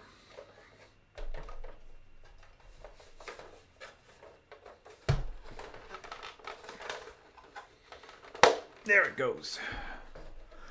All closed up. So now, holy cow. This is another part that does not fit on camera, so I have to hold it up to show you guys the actual size, just how ridiculously large this is. And once again, the little guy who rides inside of it is only yay big. So that's just a comparison for how big this frickin' thing is. Oops. So this is very large indeed. And while we're at it, we'll pop the top on.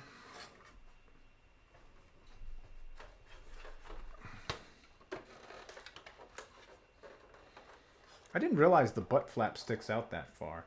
I know there's arms that attach here that kind of like take up this space all right here. So maybe that's why.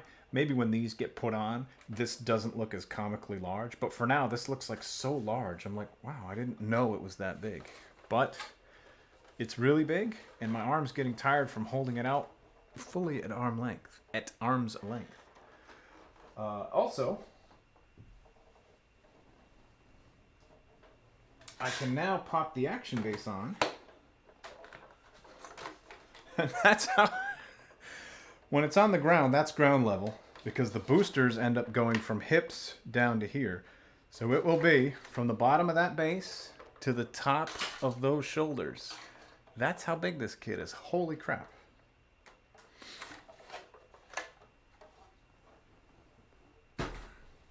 But again, for now, we're not doing this.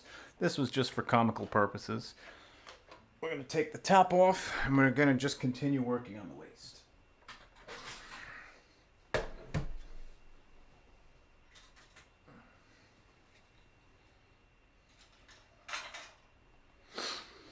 Whew. I don't know what to do with this because it's too big, so I'm going to move this off for now as well.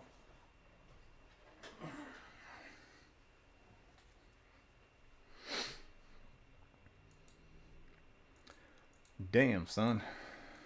This is a large kit. So I think now we are working on these funky little side skirts. Yes, these are the side skirts that eventually close up that gap that we saw here by the booster, close it all up with another booster, so it almost looks like this lump is supposed to be there. Then we flip it over, we fill this thing with 5 boosters just to fill it out even more.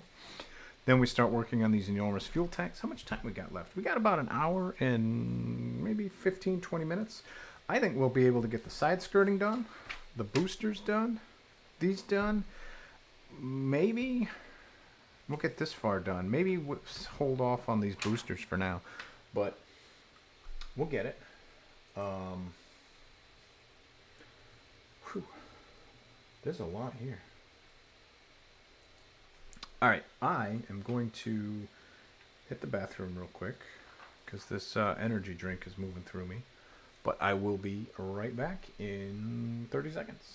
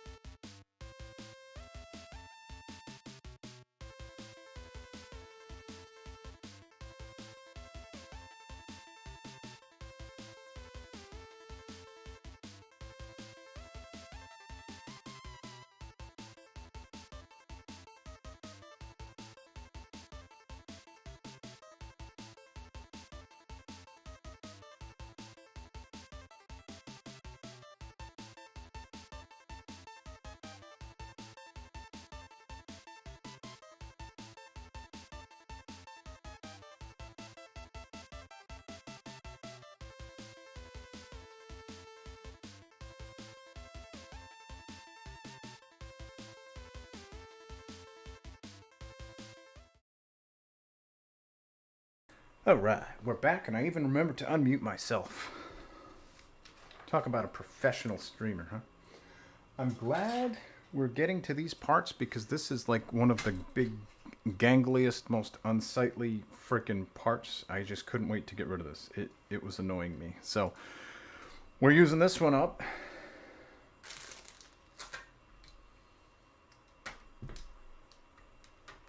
Let's get to it. God, I've been going around to so many different tools here.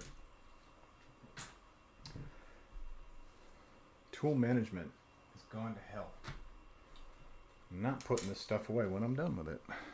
I don't really need to, but I probably should. Alright, so we need 4, 5, I1, 1.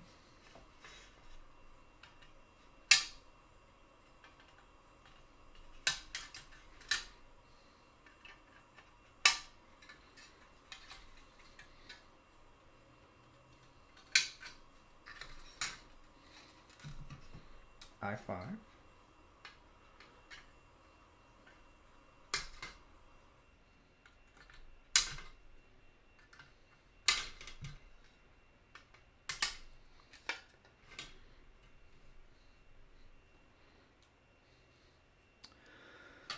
Four.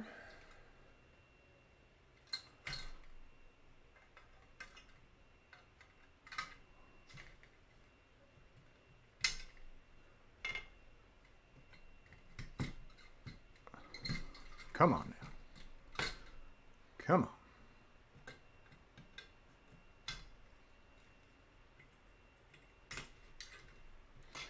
Now, do we need these? Not yet. Damn, so I got to keep this whole run. Do we need them in the following steps? Because I'll cut them out now. I want this runner gone.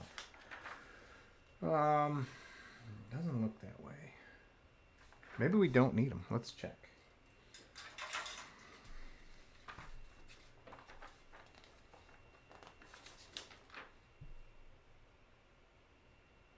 Nope, we need them.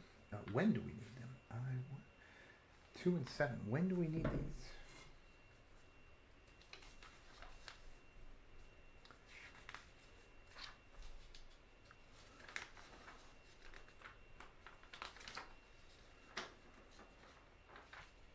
Oh, they're the complete side skirts. I see. All right. So we'll get there eventually. For now, onto the floor because I'm sick of that part. So we're going to need V. I believe these are V. V. All right. So we need 3 and 4 and 4 and 3.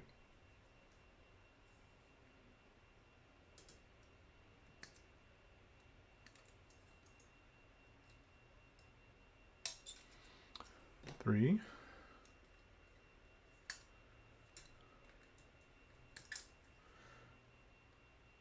And 4.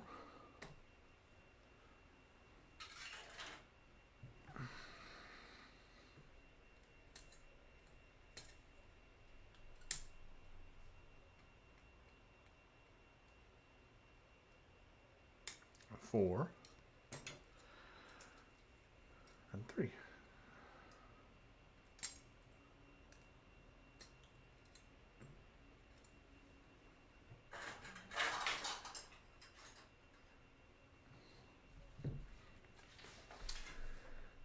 So we're gonna need W.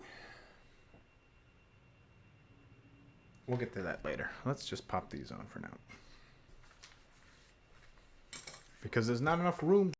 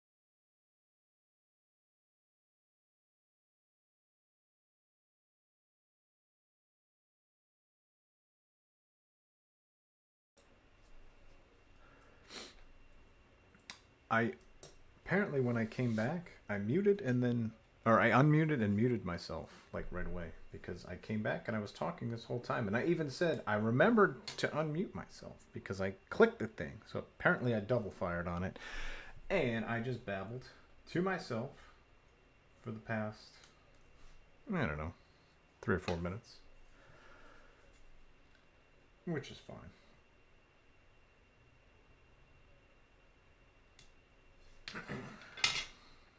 Just usual self-musings, I guess. Nothing too groundbreaking that was missed. At least I caught it. At least I didn't go like an hour and a half before somebody said, hey, you've been on mute.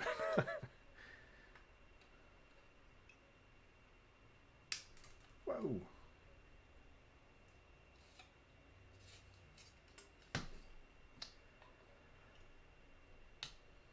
But what I did say was these black parts, these grayish parts, I guess, are the same pattern as what we used up on the shoulders. So I'm wondering if they are the same purpose, because I know the black parts on the shoulders get repurposed to sort of hold that big P-Bandai halo part.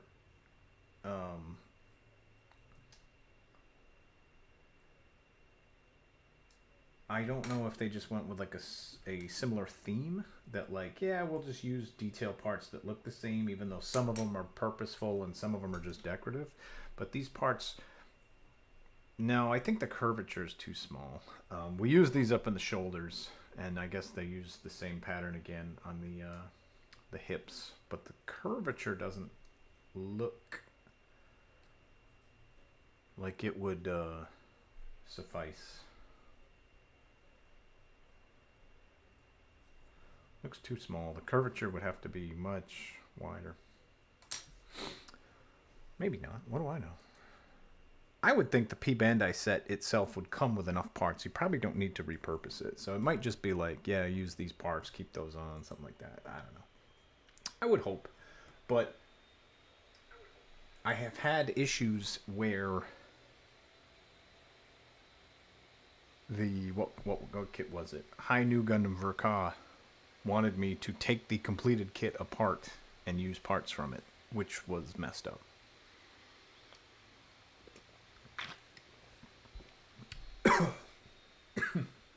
And I did mess the kit up in doing that. So I was a little cranky about that.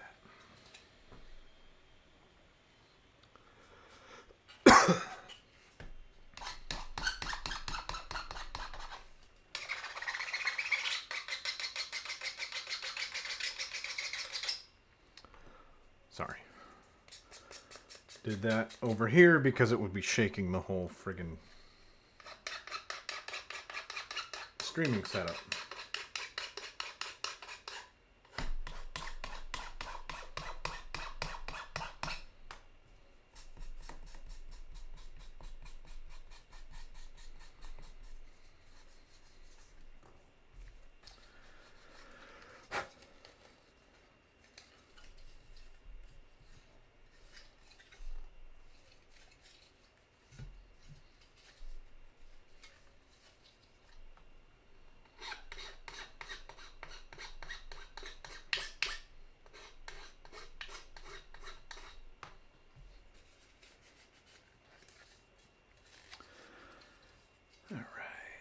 So, this part,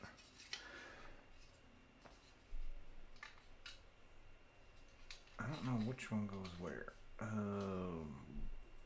Does it matter? Are they symmetrical? I know one was 3 and one was 4, but yeah, that's the bottom one. Okay, so this is the top one. That being said, that is visible, so we're going to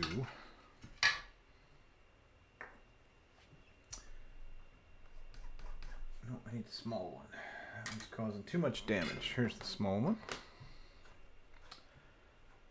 Get in there and try and clean up that nub mark.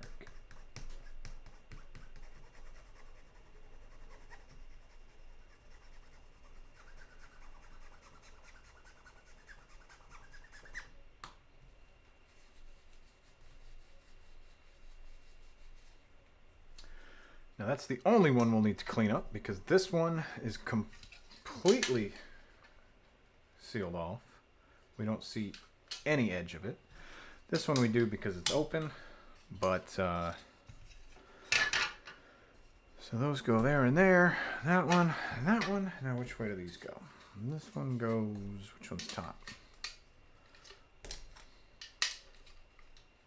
I believe that one's top. Oh wait, no, this one goes this way. That one's the bottom. This one's the top. Yeah, alright. So we need to sand off and clean up this one.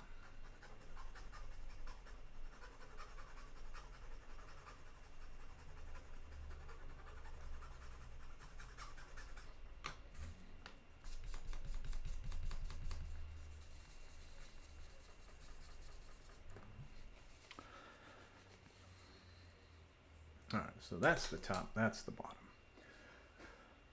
So, just like we did with the shoulders, it's more edging than it is panel lining, but we'll get some ink in there.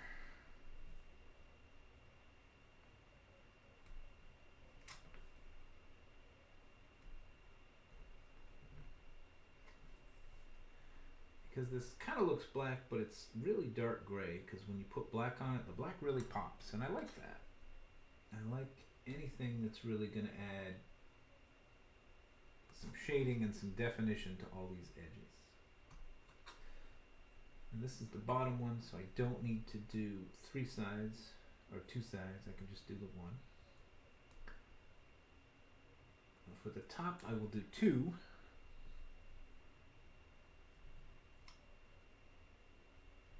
Because it's visible. Bottom, I'm going to do both bottoms so we can do them step by step.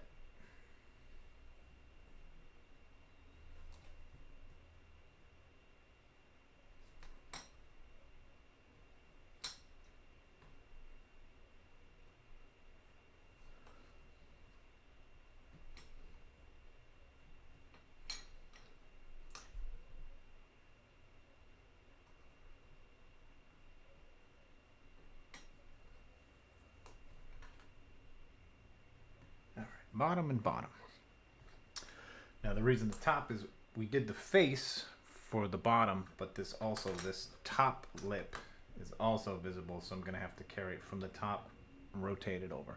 Not a big deal, just want to make sure that we did it all at the same time. So sometimes when you get into like muscle memory and you're doing one step and then you stop and you do step 2 and then you go back to 1 and then back to 2, I think it's easier, I don't want to say more productive, but to do like step 1 across the board so you can do the same thing every single time, and then know when you're on to step 2 you can like ignore what you did on step 1. You don't have to like oscillate between I'm on this step, I'm on that step, I'm on this step. And I don't know if it makes any sense. It feels like less of a chore for me when I do everything at the same time. Gundam kits have a lot of repetition. Like the steps will be like build 1 foot, and then it'll be like 5 or 6 steps. You'll spend 15 minutes building a foot, and then step 2 is like build the other foot, and it's like the same exact parts, same exact. It feels like I'm doing the same thing twice, and I think that's what annoys me.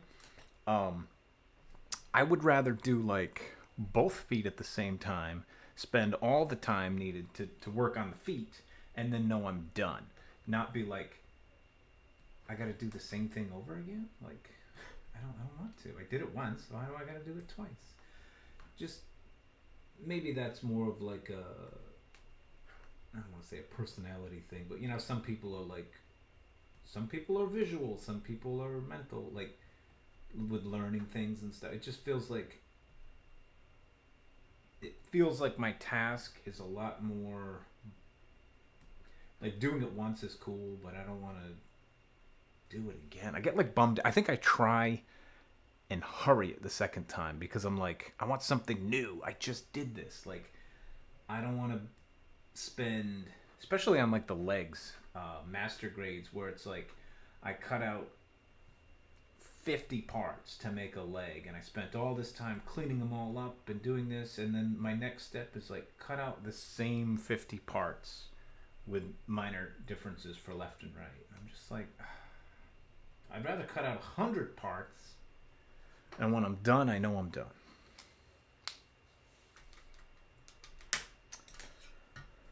But maybe that's just because I'm crazy. I'm just going to go lightly over this because this is all edge detail. We don't want to completely remove it. We just want to clean it up.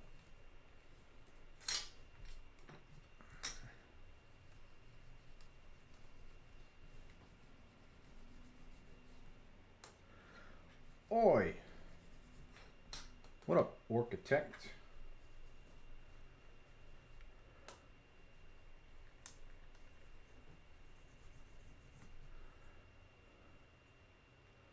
Ow, I got you. Yeah.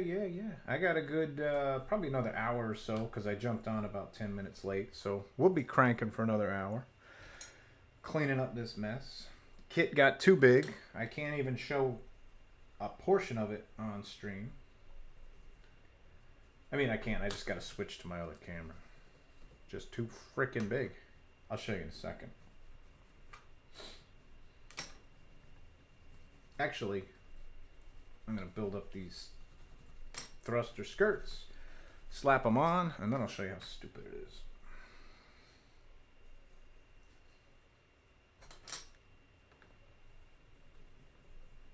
Dude, I was getting so pissed in the Barrens because everybody's running up and down that coast killing all those pirates for the quest, and usually that guy just like walks around and it's like whatever. But they were like bulldozing that guy. As soon as he spawned, I'm like, can you guys stop killing him? And they're just like, what? I'm like, yeah, I need that guy. He's for a quest. You don't get credit for killing him. I do. Can you not kill him and let me kill him? And they're just like, he was in the way. Like, yeah, I know.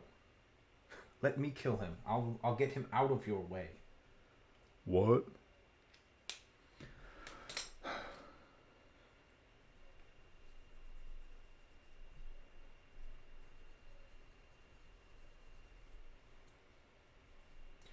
But it's an MMO, and people who play MMO are stupid. Just like me. I'm stupid. That's why I play an MMO. Alright. Who is blowing up my phone? What's going on? What is this? What is this?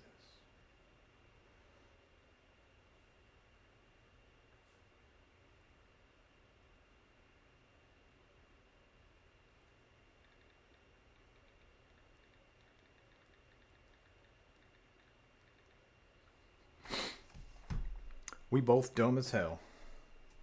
But you knew that, though. Alright. So this part... Alright, there we go. No, that didn't even clip on because it missed the holes. There we go. There we frickin' go.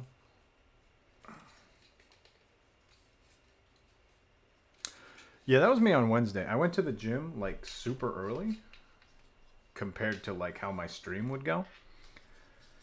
But then when I was home and showered and stuff, I realized, like, I hadn't eaten. And I still had, like, an hour to go before my stream. But I was like, I haven't eaten all day. But what I did do, which was pretty foolish, was, like, went to the gym and ran a 10K. So now, on top of not eating all day, I am now, like, 1,000 calorie deficit on top of my normal. So I'm just like, my body's like, hey, asshole, you need to eat food. So it gave me a freaking headache to slow me down. And that persisted from like 2 o'clock to like 8:30 when I was just like, I'm going to like bed to sleep this freaking headache off. So I can't say as I'm necessarily surprised because, when you're at like net 3,000 calories for the day. Yeah, man. I just, so every now and then, like, ideal body weight I think is nonsense. Like, I don't care, Some people are healthy, heavier than others. But every now and then I'll like be heavier than I want to be, I guess, So I'll be like, I got to lose some weight. I don't know how to diet. Like, I used to get migraines and I could not handle them. I haven't gotten a migraine in probably 5 years, but like freaking migraines, man, they kick my ass. But so like I don't know how to diet, mostly because like I'm an asshole and I don't eat properly anyway. So like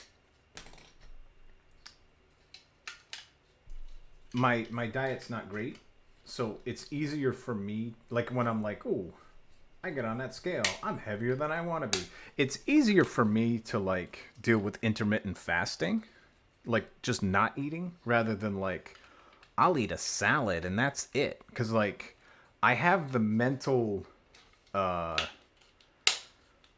fortitude to just be like, I'll eat one meal, I'll eat a small lunch, and I'll eat nothing throughout the rest of the day. I can do that easier than like just eat something shitty that I don't like because it's healthy. So I don't. But when I'm in like, I'll do that for like 2 or 3 weeks and drop 5 or 10 pounds or so, and then it'll kind of like rebound when you actually start eating or whatever. But like when I'm in one of those like fasting cycles and I'm seeing like lots of progress, because it's like, I wanted to drop 10 pounds. I've been fasting for like 2 weeks. I got down to like 7.5 pounds lost. And I'm thinking like, this is awesome. Let me go to the gym and like run a 10K, because that'll be like an extra 1,000 calories on the day. Like, you're not supposed to do high intensity shit when you're fasting because your body can't handle it. But my brain knows that, but then I still get this like, oh, but it'll be so good, like, oh, the progress will be awesome. Like, imagine when I check my weight tomorrow, So I get on, I go to the gym, and I run, and I sweat, and I freaking burn 1,000 calories in an hour on the treadmill, and I'm like feeling good, and then like the thing hits me where it's like, hey, you bottomed out, you're completely out of glucose. We've switched to like carb burning, but you don't have any of those. And my body's just like, just crush it up. So it just starts crushing my brain to slow me down. And I'm like, I gotta stop.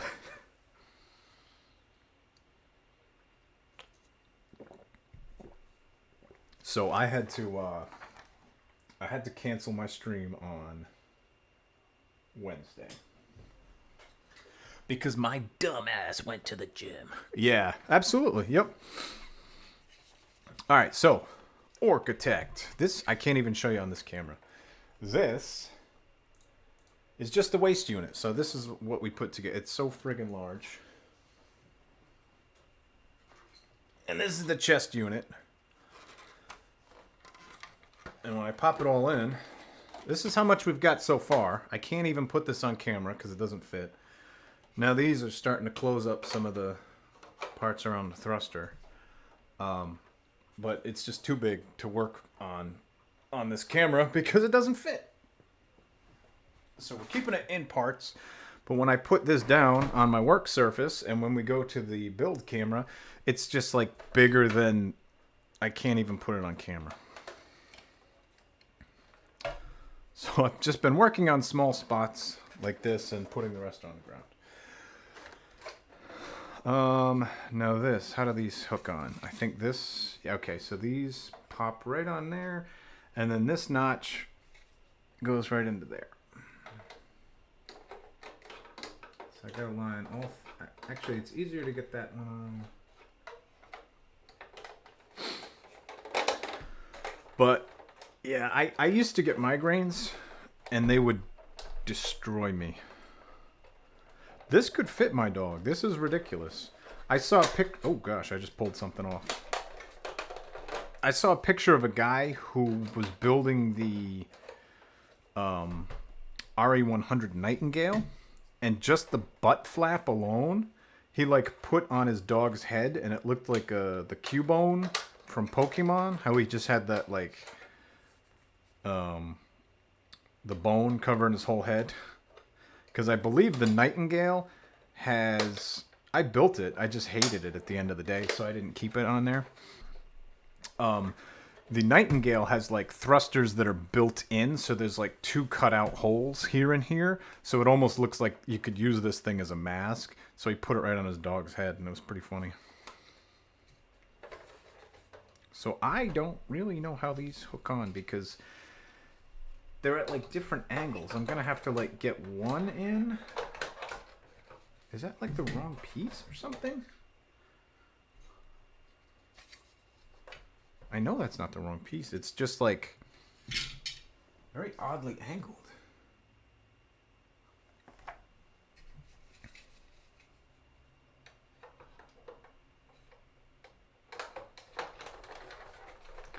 Those go in. There we go. You gotta like, they are at different angles, but you have to like start one, push, and then the other ones will pop in.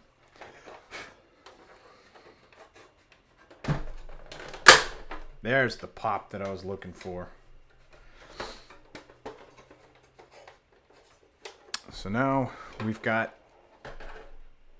I can't even like get my camera to focus. Now we've got this whole thing closing up the side of the thruster.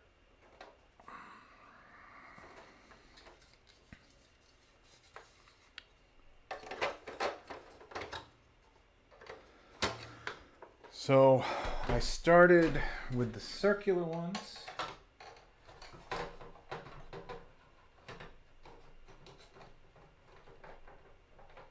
You get this notched in. Yep.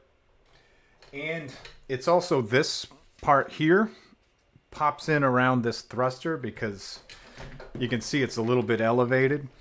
It kind of, I can't even see what's on camera. I have to look. Like it popped in around it, because like this part's below it. So that's what that pop was. It was as I was focusing on this side, this had a little bit of resistance here, but once I squeezed here, the whole thing popped in. So I have to kind of line up this square hole just to get it going. And then you get the circular ones in, and then you kind of squeeze these. And then this is the pop that we heard last time.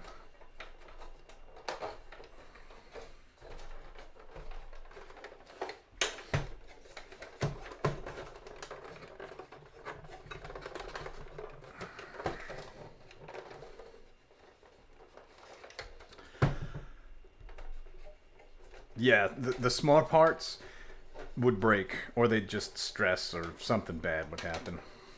Thankfully on this, they've made the parts that are kind of like sloppy, that just kind of like connect, a little bit flexible. Put it on my head. I don't know if I could, because this part here is there, but like, it's certainly like digging into my forehead. I could maybe put it on backwards, like a cap. Yeah, okay, I'm gonna try and sit really still, keep this on my head. It's about the best I can do. Whoa, there it is. It is a fashion statement for sure. You know what it kind of looks like? It looks like one of those dudes from the like the Star Wars, like the prequel ones. I don't remember the dude's name, but one of those guys. Kind of looks like. Oh yeah, camera swap. I forgot. I'm just looking at the small one. Let's see. Let's get. Ooh, I gotta hold it right. So there's my. It does fit. It kind of looks like the droid head, but there's a mask that this looks like that. I can't remember whose name it is, but for now we're just gonna... This actually really hurts because the weight of all of this is just on this corner that's like digging into the directly the crown of my head, like this. So this is where it really hurts. Fun with Gunpla. I hate the term Gunpla, but it's just what the community uses, so I kind of have to use it. Oh, did you get a picture? Do you need me to try again? I can try again. I'll try and do it without moving. It's just kind of painful.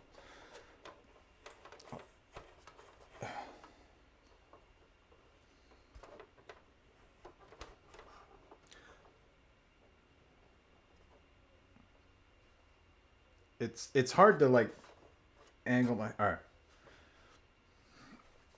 Whoo, that's hard. It's if I like lean down enough, now my neck's all cramped. But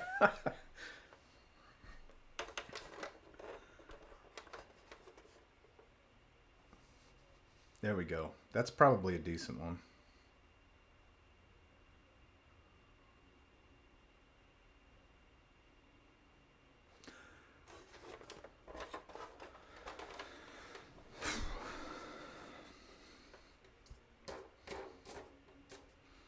See, it would have been a problem when I still had like black hair, because you would have seen black hair. But thankfully, I went gray at like 20, so I got over it. All right. So this is going onto the floor. No, actually, we work on the inside of this now. Can I zoom out some? No, I can only zoom in. That's annoying. All right, so now we're working on...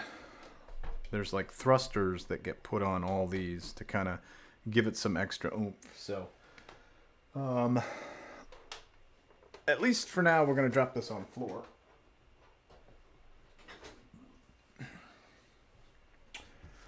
While we cut out, what do we need to cut out?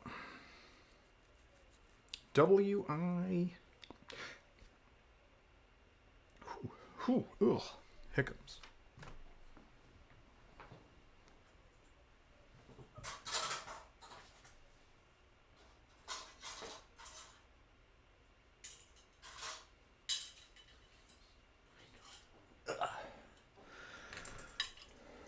I assume that picture's ending up on the Discord, right? WI2, go in the front.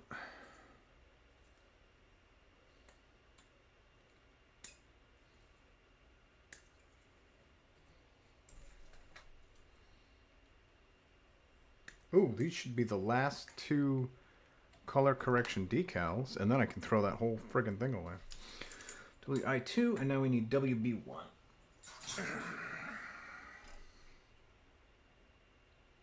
WB1 what? WB1 3.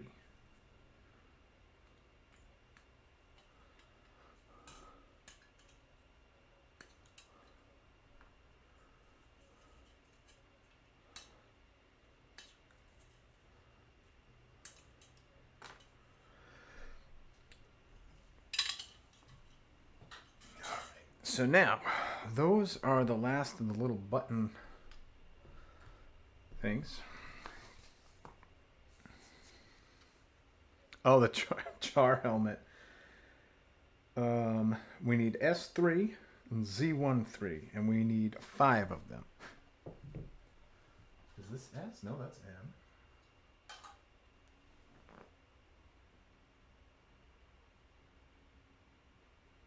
There's too much plastic here, man.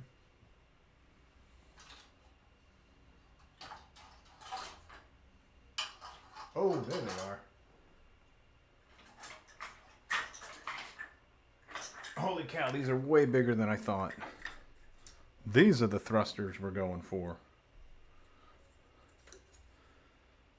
I think, right? Yeah, Z13, okay. I shouldn't be surprised. Everything on this kit is bigger than I thought. So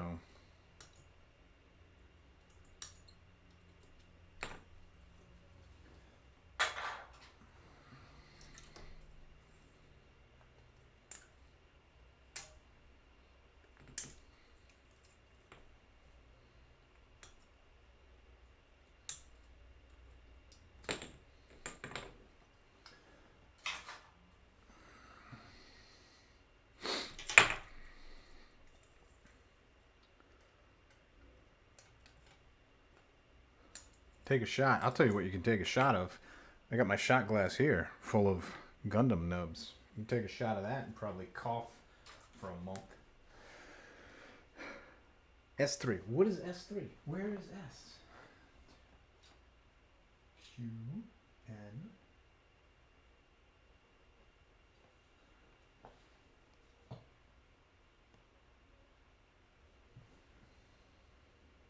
Is that can't be S. There it is. I see it.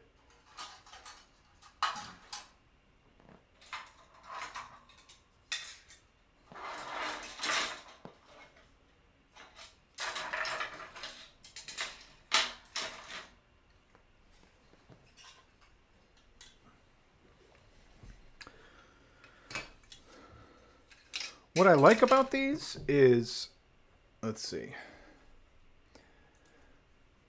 You can figure out what kit it's almost like a time capsule. When you look at the side, it won't focus on. But if I hold it back here, you can't really see it. I worked on the Akatsuki Gundam, so it's all gold and brown and a little bit of red. And then as I get higher, it's all the gray that I worked on. It is, yeah. So, I mean, that's kind of like, I've knocked those over more times than I care to admit. Mostly because, like, they'll be on the ground, and when I, like, hold apart and I bring my hand towards me, I'll clip it. I have, like, 3 or 4 pictures. In the last year, I've filled, like, 5 of these shot glasses just with nubs. But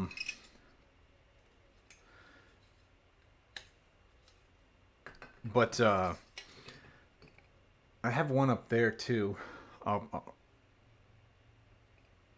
But it's kind of funny because it's like I don't know if you ever went to like the yeah, that would help. But I just think it doesn't weigh much too. Even if it were wider at the bottom, I don't know that me just slapping it as I like bring my hand back wouldn't flip it over. There's no weight to it.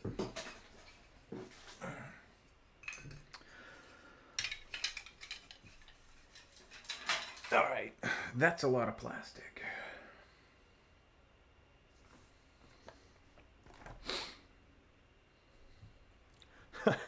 So it's annoying when I like go to reach for something and then I hit it and spill it, but it's 10 times worse when I'm bringing my hand back and I spill it in my lap and in my chair and then I stand up and it's like spilling all over the floor. That's when I just feel like an ass. But I try and do my best to not spill them because I like the levels of like, hey, I can look at what kit I was working on at each time, and simply looking at the color, I can be like, oh yeah, I remember what that one was. When it was all white and green, it was the Unicorn Gundam Real Grade Final Battle. One was all green and purple, and I'm like, okay, that's Ava Unit 1. And then it went to like a mint color, and I was like, oh, that's the Regazi Custom. And it was just funny. You could remember every kit just by looking at the kind of the color scheme.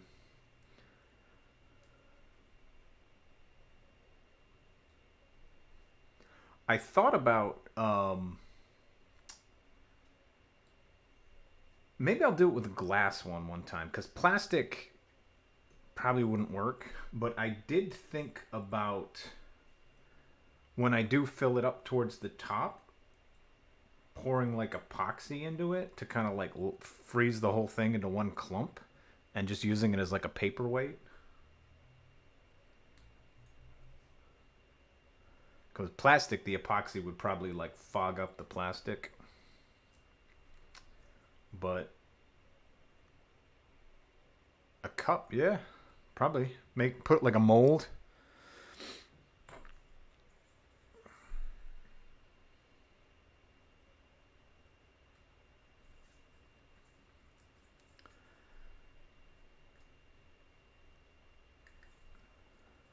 Yeah, cup, like press it into it to kind of make the hollow.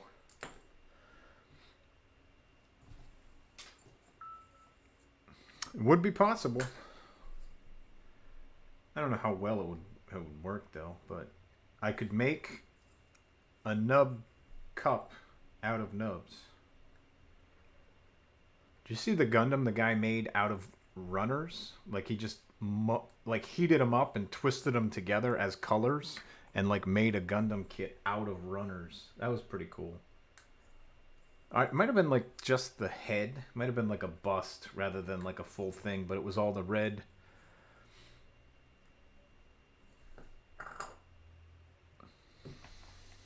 He must have. He used one where it was clearly like a heat gun or something.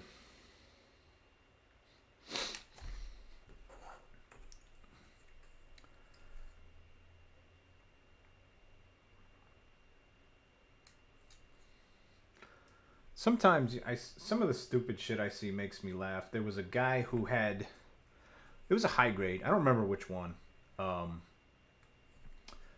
but he had it was a leg, foot, lower leg, upper leg, and then the peg that came off the upper leg, he just put the arm on.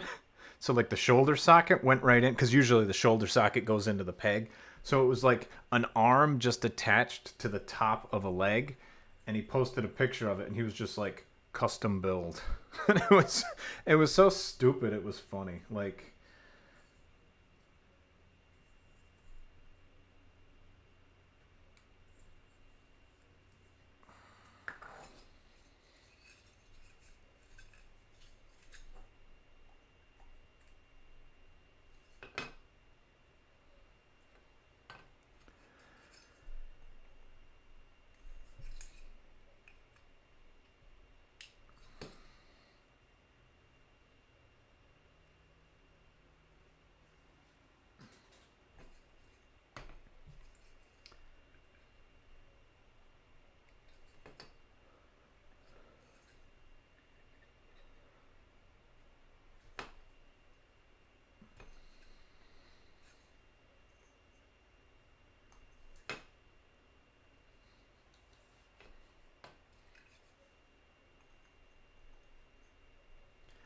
but I'm kind of surprised at how many nubs there are. Once I started to go with this like two cut method where I was like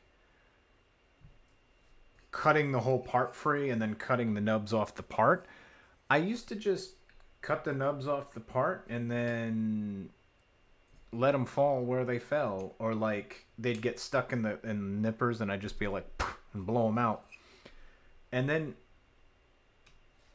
I'd like find them everywhere. They'd be like on my forearm because I'm like, oh, I gotta like do something with these. How do I like? They're everywhere, and I just had these stupid little plastic fake shot glasses, and I was like, I'm just gonna put them in there. I don't know how long it'll take, and they fill up a lot quicker than I thought they did, or I guess I thought they would.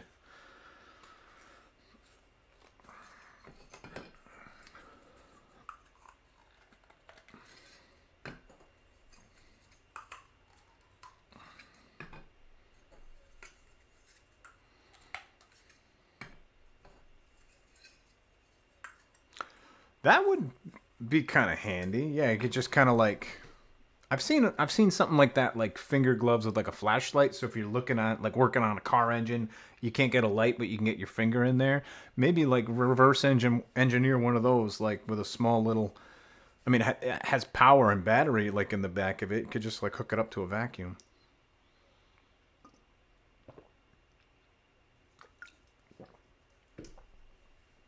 All right. So these are all set. These I want to sand down some of the edges a little bit.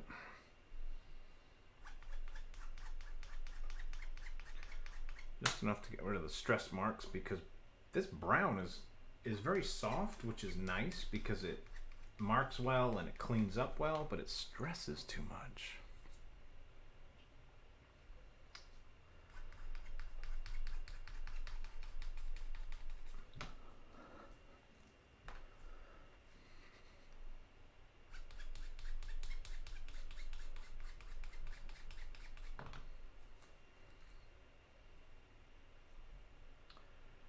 I'm shocked at that new I don't know, SMP something modeling project, Shogoken modeling project or something. That new Super Robot Wars kit that's coming out. That looks really nice. the Team SRX kit was a figure. So I thought this was also going to be a figure. But it wasn't. It's a modeling kit. And I'm like, that looks super sick, but it's $400. And I'm like, I don't know if I want to pay that much.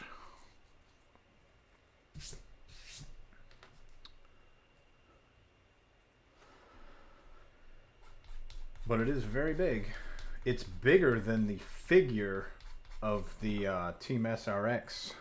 But also, I think it's compatible with it. I think it's like the same scale, so they can hold each other's weapons interchangeably. And like the R gun, it can hold that and stuff. But the R gun is a figure, and I'm like, I don't know, maybe. All right, we need the last two color correction stickers, and where are my good tweezers? Here they are.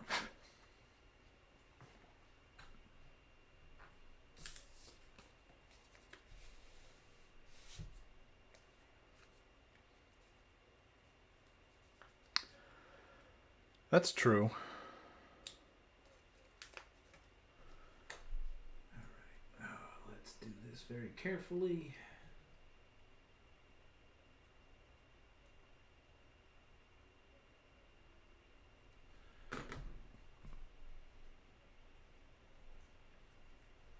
Yeah, that's been a problem with a lot of... Well, it depends on the grade, I guess. A lot of high-grade kits that I've tried to build kind of suffer from that same type of, like, looks cool, but it can't support itself.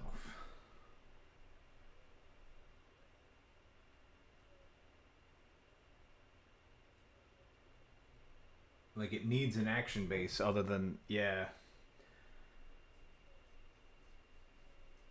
The EXS backpack is, like, heavier than the friggin' kit itself. I have that master grade in my closet somewhere. I haven't gotten around to obviously working on it, but I do plan to. I really like that kit. I would kill for like a real grade of that. But, you know, I takes what I can get. A modern real grade would probably stand up, I would think. Not that that crap that they used to do. Not like the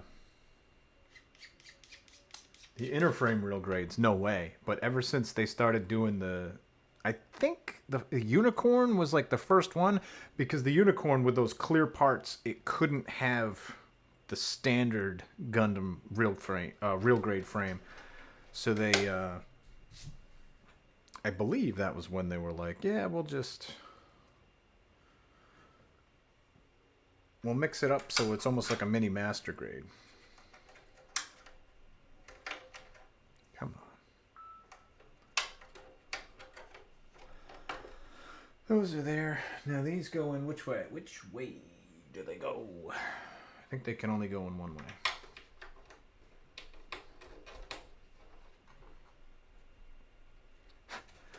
Yeah, so the a lot of the new real grades don't have polycaps whatsoever.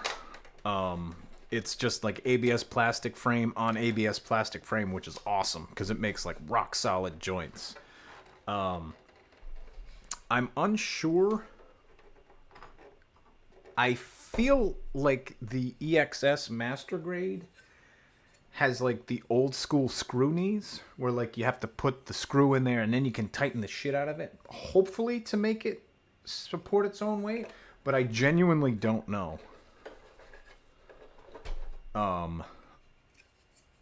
Maybe I wouldn't, maybe I want to think it does. Maybe I think I saw like the Mecha Gaikotsu review of it, and I think he might have said it has like the old school screw knees.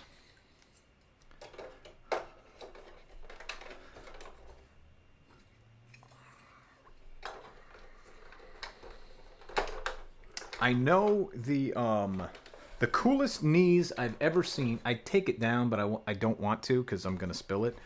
Is the perfect grade 007 sword because you had to build knee units. You built like this little circular disc. It had springs, and it was like two pressure plates and a spring you put in the middle. And the pressure plate on the backside was all grooved. And like when you pushed it in, it allowed it to rotate. And then when you put it at the angle you want, and then you let go, and it locked them in to that angle. So you could like, you have to like push the side of the knee in where like the GN reactor shows out of the knee. Whole thing pops in. Then you bend the knee, and then you let it go, and it locks, and it holds that joint. That was awesome. But it's a perfect grade, so they went, you know, they gave it the works, but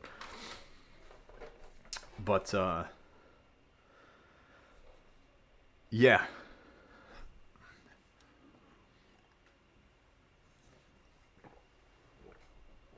All right.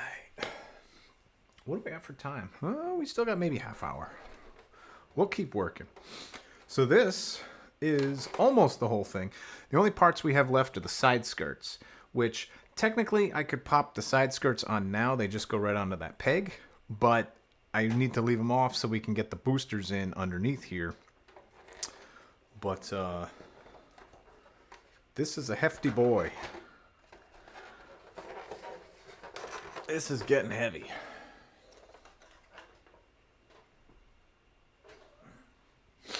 You know what this actually looks like?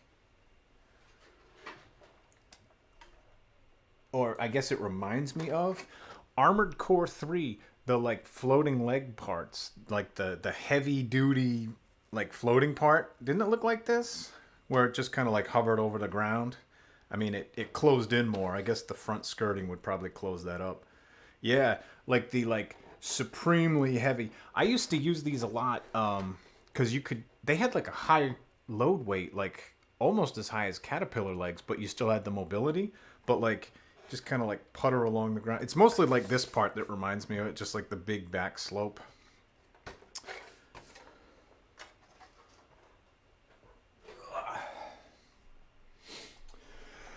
All right, so next we are on to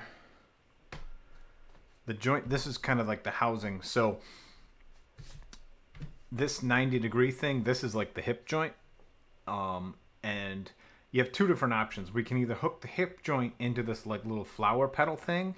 This is for if we want to go with the Zeong style where it didn't have the big boosters.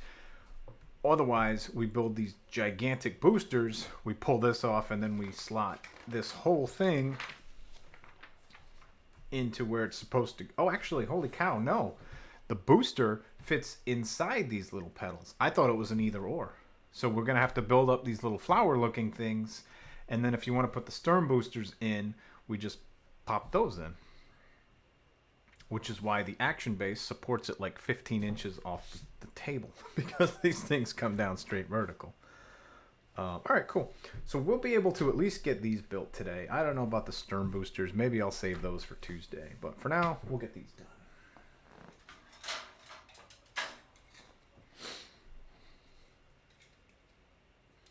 And the cool thing is this ABS. This is ABS plastic. So with these big 90-degree nozzles, that's the poly cap. This is the piece that we put in the middle to attach the rest of it to.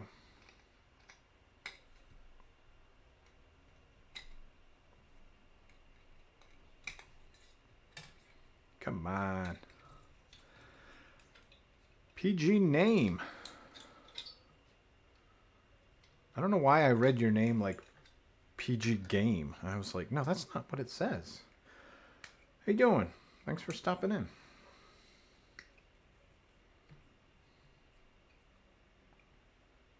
All right, yeah, that is the polycap. That's wild. What do we need these two? What is X? I got to keep this runner just for that one part. That's annoying.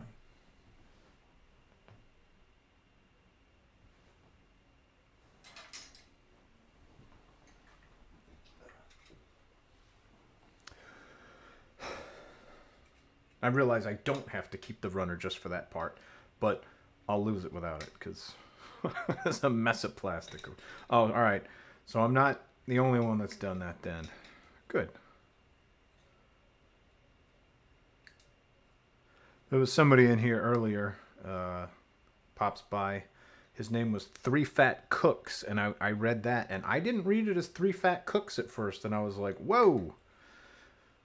And then he said, oh, yeah, everybody sees that at first. And I was like, okay.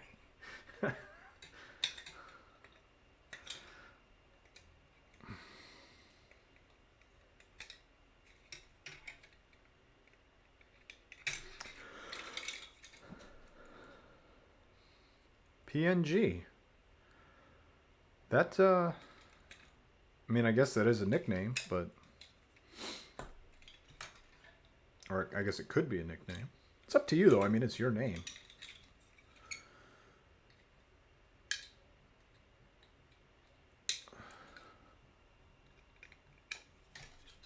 Alright, so those... Now, what do we need? We need XXXN and WA. We need these little flowers. Oh my god, those are way bigger than I thought. That's like the 19th time. That's way bigger than I thought it was.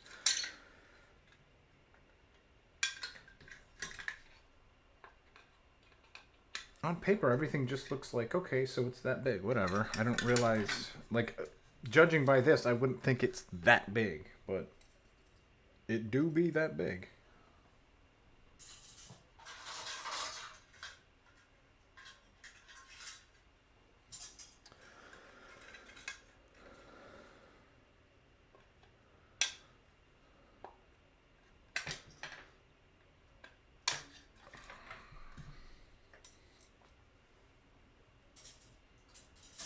Now I need N.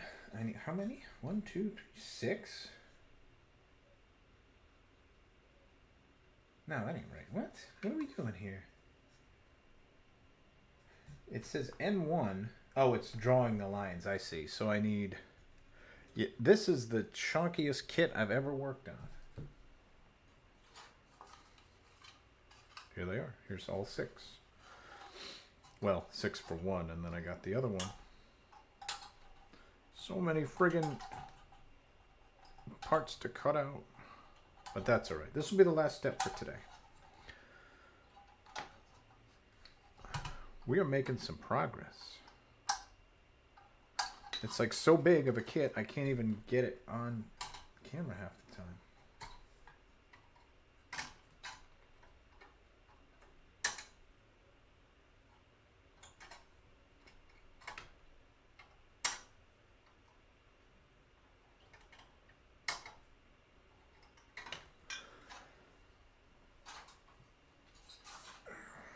Can't wait to get rid of this thing entirely too. The stern boosters are next, but this is such an awkward...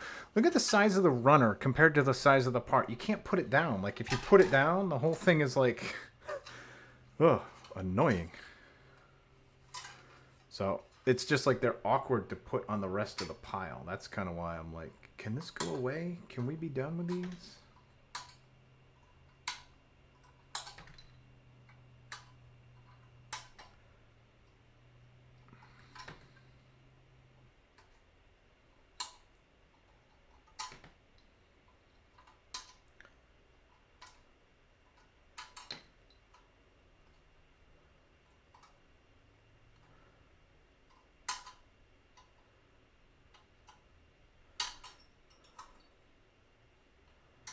All right. So that's the rest of the mess. This is the rest of what we're building up today. Once we're done with this, we'll be done for the day. But that's still a crap load of parts. Let's get the good nippers, the good God hands. Actually, there's a lot of panel lining on that too, and some sanding. Crap. Well, that's annoying.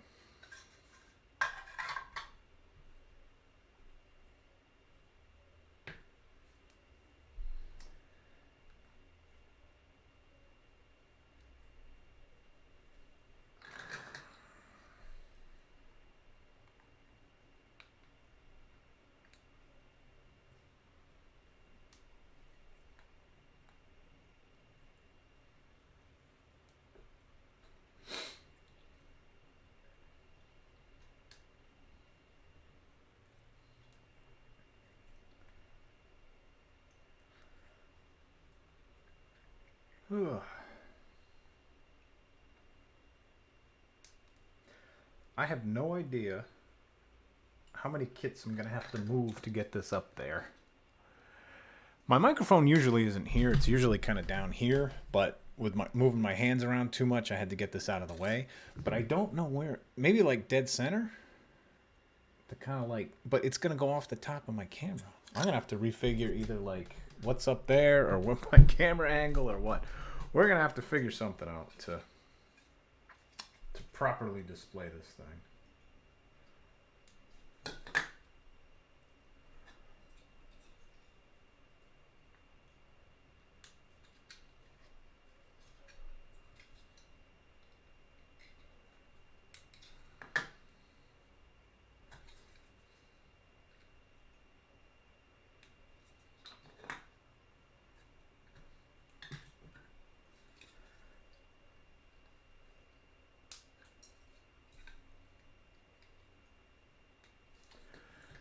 I remember last summer when I was doing Gundam streams and stuff, when I first got this camera set up, it was pretty problematic because like I had to get the Canon Rebel EOS software to work, and then I had to like install the software in such a way that OBS picked it up. And then because the camera is backwards, like it's upside down, I had to figure out a way to flip the image so that it looked like, you know, the way I'm working, so I could get it. Let's go this way with it. I could get it like on stream in a somewhat normal looking manner. And there were just like a lot of steps, and it wasn't like hard. It was just like harder than a normal webcam because you plug it in and it works. With this, I needed, you know, external software, and I needed to get it up and going. It was a little hard. But once I finally got it, I was like, okay, cool. It works. Tested it a few times to make sure everything worked. It did. Great. So then I'm like getting ready for my first ever stream using this camera. And it didn't work. I was like setting everything up and turning my camera on, and like I was getting no signal. And I'm like, what the heck? So I was turning the camera on and off, checking every single connection, like the USB, the power to the camera, the USB to the camera, the USB to the computer, like everything. I was removing the source and re-adding the source. I was double and triple verifying that the software was up and running and it was installed properly and that OBS was seeing it. And it was just everything I could possibly think of, like where something could fail, was working. And I'm like, I don't know why. Like I tried it like 3 times yesterday and it worked. And now that like I'm sitting here due to be on stream in 10 minutes, it's not working whatsoever. And I was almost at wit's end when I realized I had the lens cap on the camera. It was seeing everything perfectly. It was just seeing the black back of the lens cap. So I'm just like, why is it not working?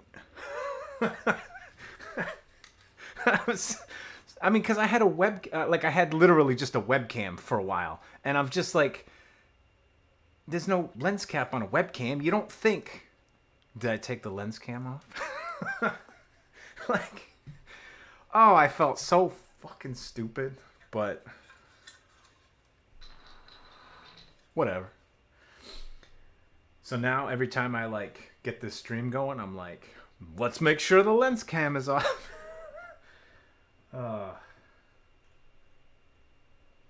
Like I tried everything under the fucking sun. I'm like, do I even need to like uninstall and reinstall this like Canon EOS software? Why is it not working today?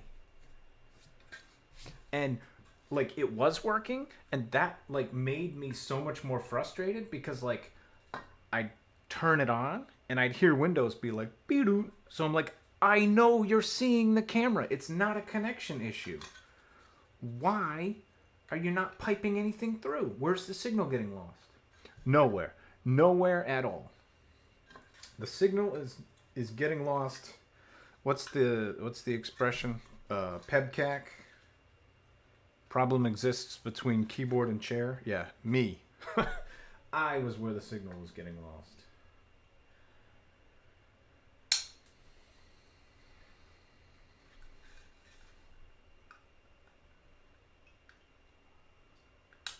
We actually had a guy at work who was so technologically stupid that I explained the whole PEBCAP acronym to people, and that's just what they started calling him. Like, I was like, man. I mean, I know that whole acronym was mostly made by tech people to put on somebody's account, so like other people could read it and just go, "Oh, he's technologically stupid."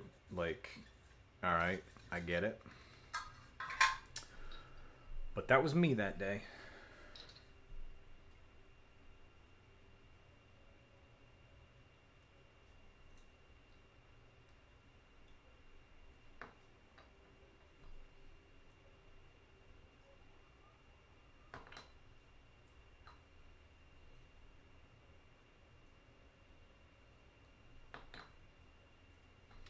All right, 1 of 12 done. Good lord.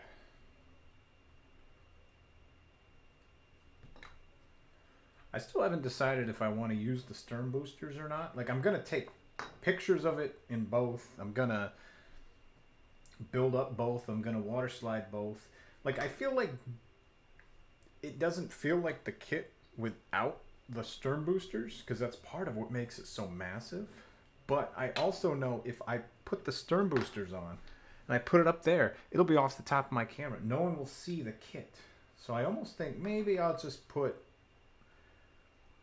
I'll build them up and just keep them in like my spare parts drawers that I have on the bottom row of like just parts that I don't want to display but they're finished. Because this kit I do want to show off. I want to say, check it out, I got a Neo Zeong up there.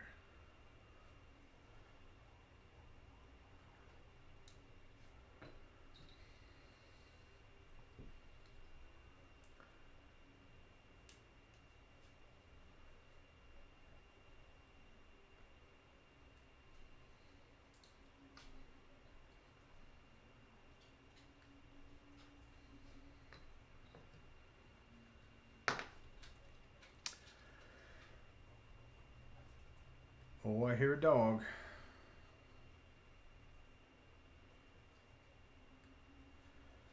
She's not very understanding of what I'm doing. She's like, hey, I want to go out, and I want you to take me out.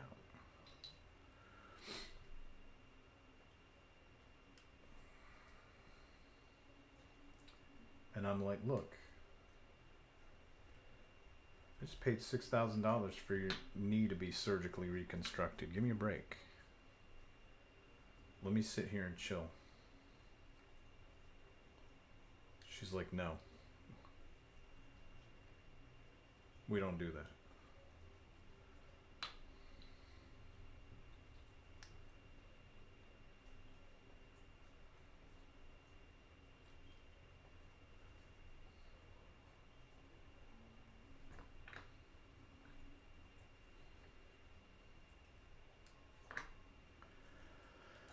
Whoa. Alright, I don't remember what color I used on this dark gray to panel line. I think I used gray, because gray on gray usually kind of looks like black, but I don't want to use black because if black is too dark, I can't like undo it. So I'm going to try gray first, see how it looks, decide if I like it, and then if I want it darker, we can go over the gray with the black.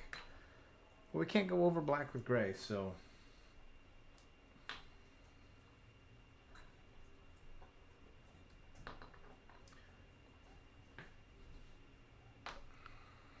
why is this always crooked?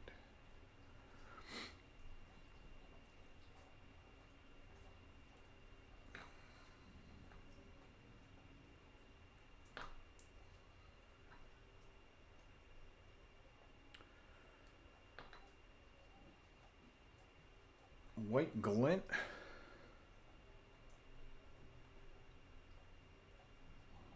Man, that white glint model kit sucks. It sucks. Alright. We're all cut up and cleaned up.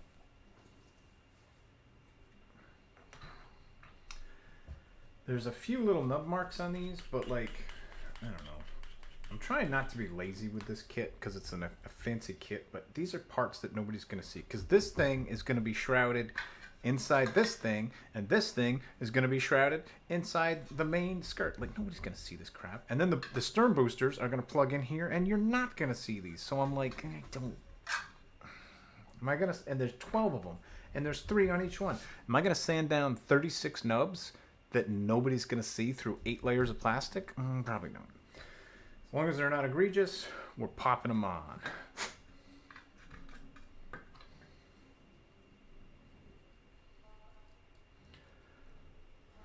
No, I can't, man. If the heck was that? I mean, like, that one's egregious. We're gonna get rid of that one. That one's pretty bad too.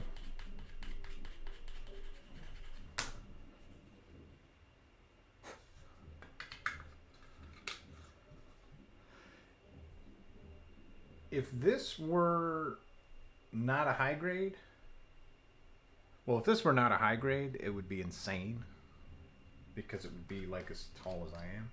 But it's shitty that I like look down at high grades. I'm like, it's just a high grade. I don't need to do a perfect job on it. But like,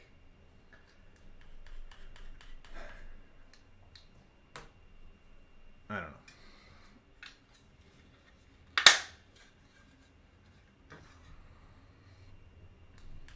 I'd never do it to a master grade or even a real grade. Definitely not perfect grade. Just feels like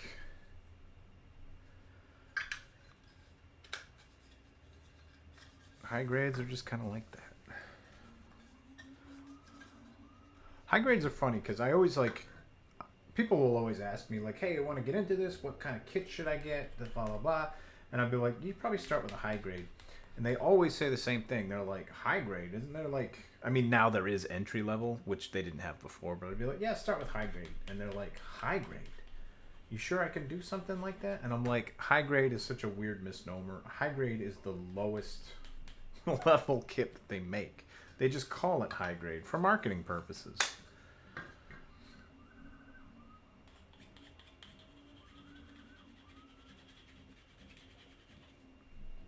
There was like, I don't know if you guys probably can't hear it. There was like drum circle shit going on outside. Like, I don't know what's going on.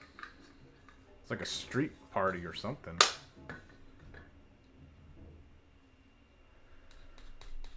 And I can hear police sirens, but it doesn't sound like an actual siren. It's like cycling through all different things. So I don't know what's going on.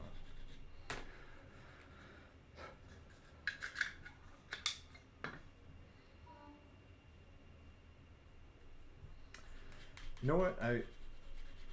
I think I've sanded the majority of these down. So you were correct. I did do it. I'm like, I won't do it unless I really need... look at me, I did it.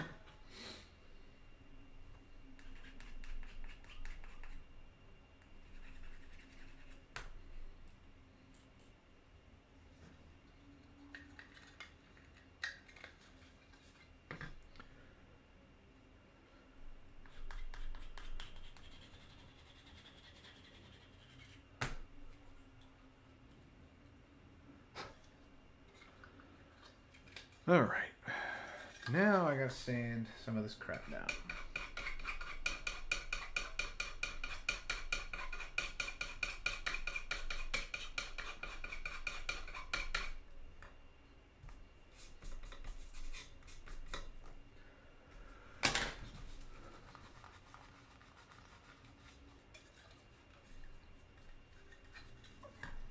I don't like this big one whatsoever. if any of you guys are considering getting a razor, they sell two different kinds. They sell this one and they sell this one. I thought this one would be cooler because it's thicker, it's wider. The texture does not feel nearly the same. This one, it feels like I'd need to rub it like 50 times for the amount of times this one could do it in about 10. This one has so much more bite. Like, it just gets in there and removes plastic. This one, not a fan. I thought maybe it would be a little more helpful.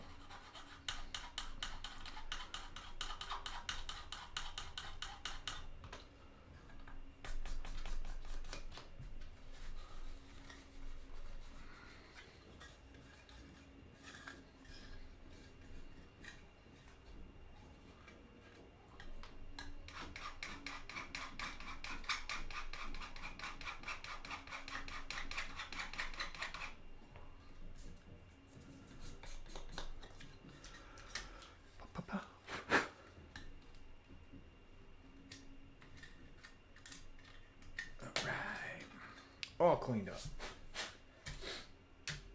Now, we are going to panel line it. We're going to start with a gray, see how it looks.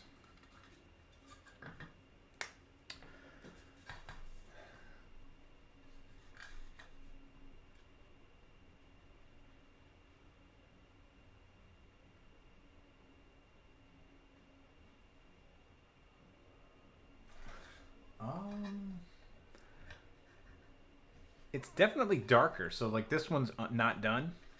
This side is. Like you can see that there's a clean line of distinction. But like looking at it, I can't distinct. Like it doesn't. This has direct light shining right into it, so we can see that it's darker compared to this one. But like looking at it like any other angle, it just kind of looks like shadow. Like I can tell comparatively, this one is dark and that one is light because the light is going right into it. But like at this angle, like if I held it up to this camera, you can't even see that that one is darker than that one. They both look almost identical. So with that in mind, I'm going to try darkening it up with some black.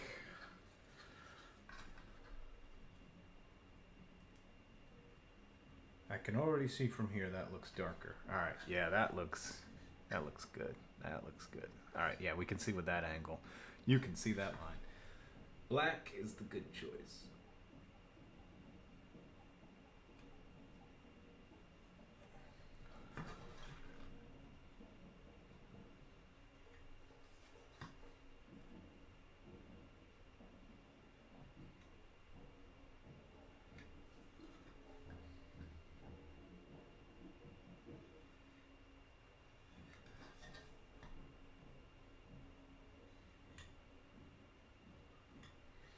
This plastic is not very,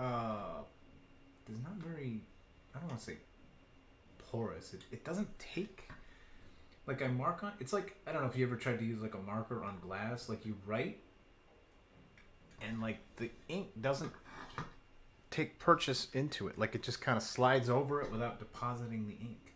I have to do like 2 or 3 lines to make it as thick and dark as it should be.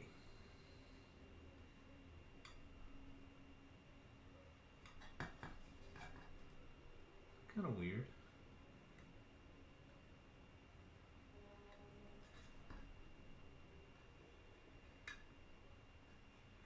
But I do like how nice and crisp this edge is, because I can get this in there at a 45 and get nice clean panel lines. Uniform panel lines. That's what's really important. When you're doing something like this where it's just like the same pattern over and over, you want to make sure it's all uniform.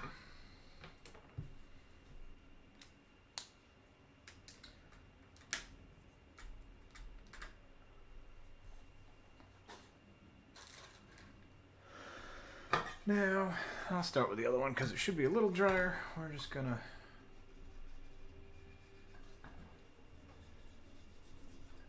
soften it up a little bit. I know I said before you don't want to go with it because you're scooping it out, but with this, it's such a deep recess. I'm not using any pressure. I'm just kind of like using the weight of the Q-tip to kind of soften it. This way it's so deep that it's doing nothing. It's like completely bypassing the ink because it's such an acute angle that it's in there. I almost have to kind of go with the grain rather than against it.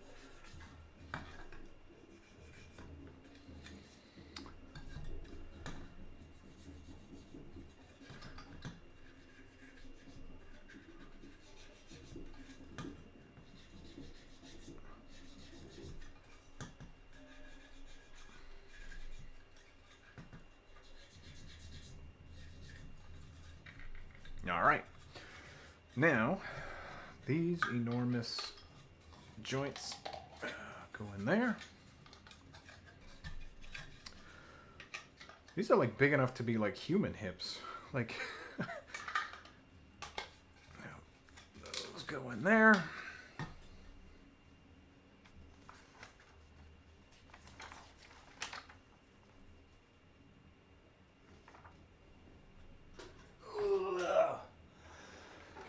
And now, these ridiculous boosters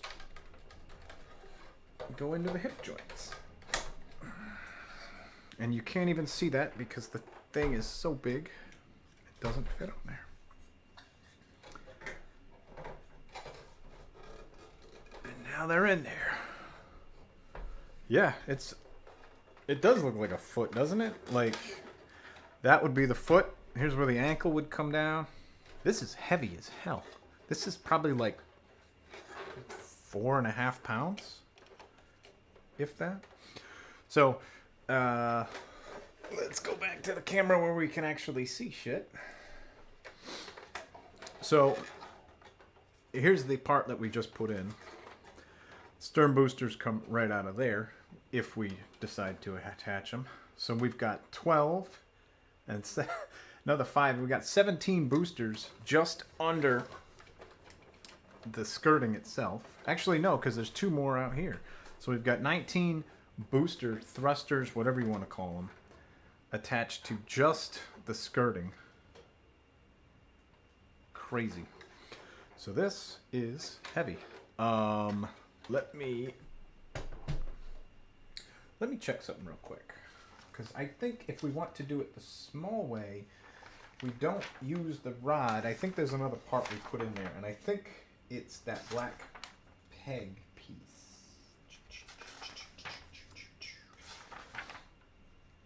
It is. Okay. Good, good, good. I wanted to get rid of those 2 parts, but I wasn't sure what they were for. So here's our last part of the build for today.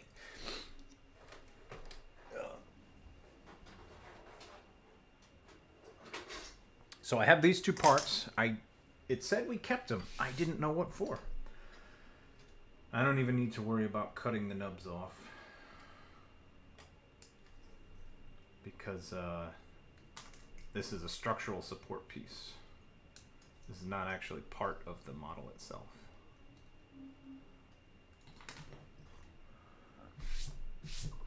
Also, I hate how dirty this thing looks on my camera because I have so much light. Like, looking at this is a mouse pad, so like, because it's like a rough texture, every little bit sticks to it, and I look at it and I'm like, oh, it's all clean, and then on here I'm like, what the hell is all this? It's so dirty. But most of that stuff is like little bits of plastic that got shaven off, or like when I sand and the sanding stuff just falls down. They make a little device called like the Void, I think. I think Gunpla, the same people that make this stuff. It's like a little vacuum that just sucks in, so you can like sand in front of it, and it just kind of like an 8-inch radius. Anything in front of it that's like an air particle, it just gets sucked right into. And I'm like, I kind of want one of those, but I don't know how annoying it would be, like right here running on my desk, almost like a fan with my microphone right here. If it would just be like, woo, and you guys couldn't hear anything. But something to consider, I guess. All right, so now this goes like this. So, what we just built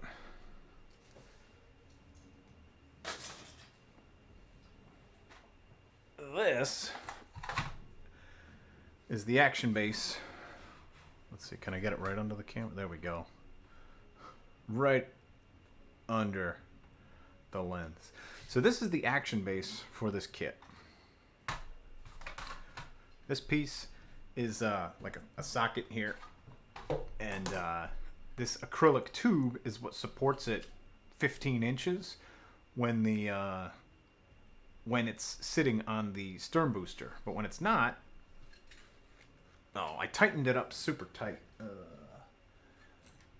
me back these screws out.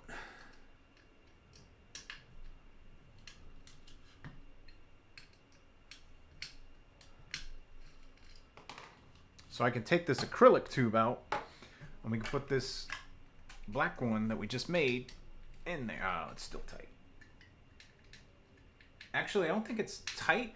I think it's that this is ABS plastic sliding on ABS plastic, and this acrylic is so much smoother that I could like pop it out a lot easier than I could slide it in.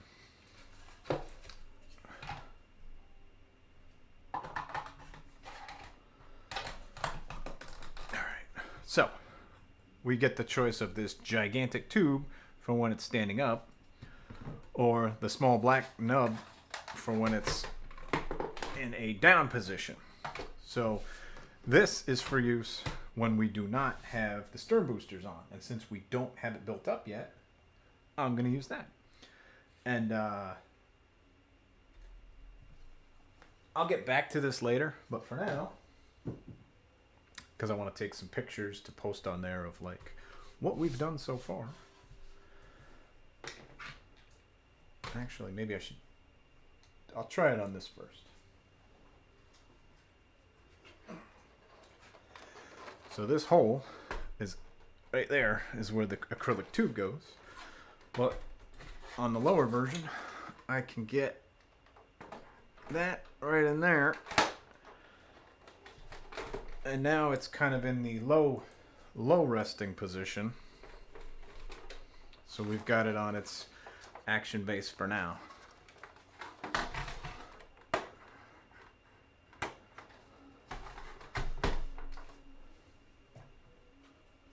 And then I can get the upper section.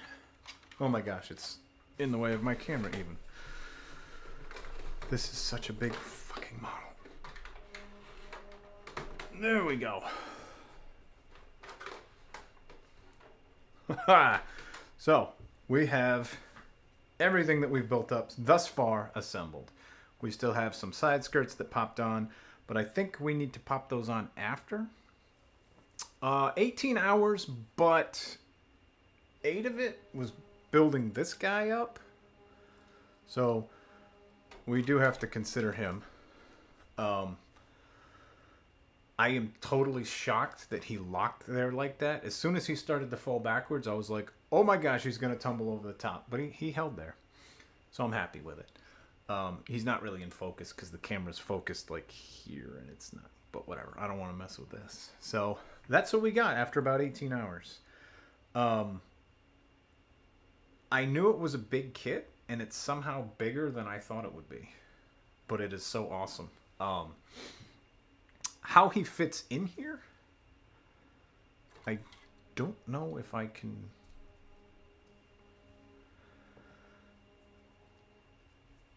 Yeah, so I think I'm going to build the stern boosters, but I don't think I want to display them because I'm going to do this carefully. Hang on a second.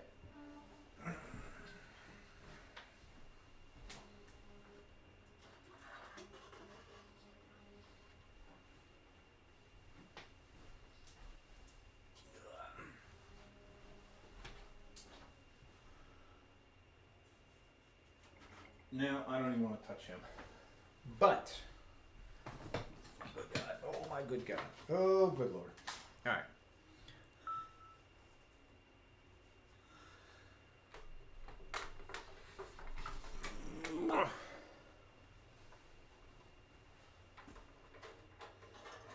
So even at this height, he goes off the top of the camp, like, you can't see him. So if he was another, like, there'd be no point, I don't think.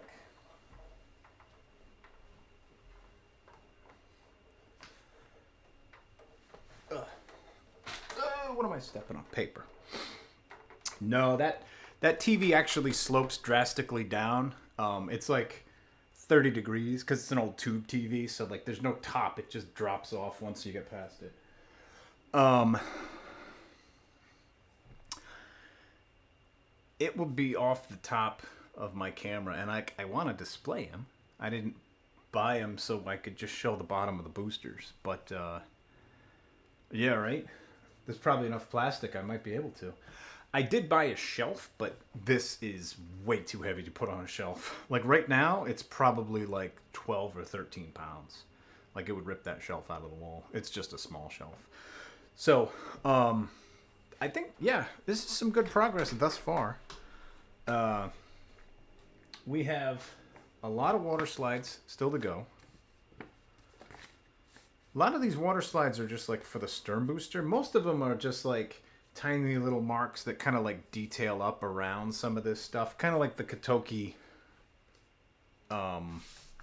Katoki standard stuff. Well,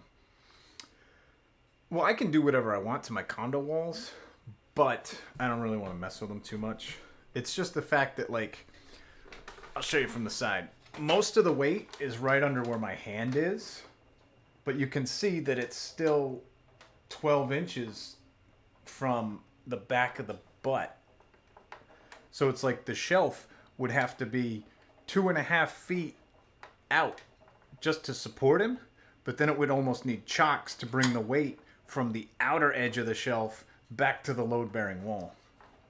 So the shelf would have to be pretty ridiculous. And I don't necessarily think it's worth it. I'm just going to throw them up on top of the shelves that I have now. If I did get the P-Bandai ring, I don't know if I can necessarily show on camera, but these open up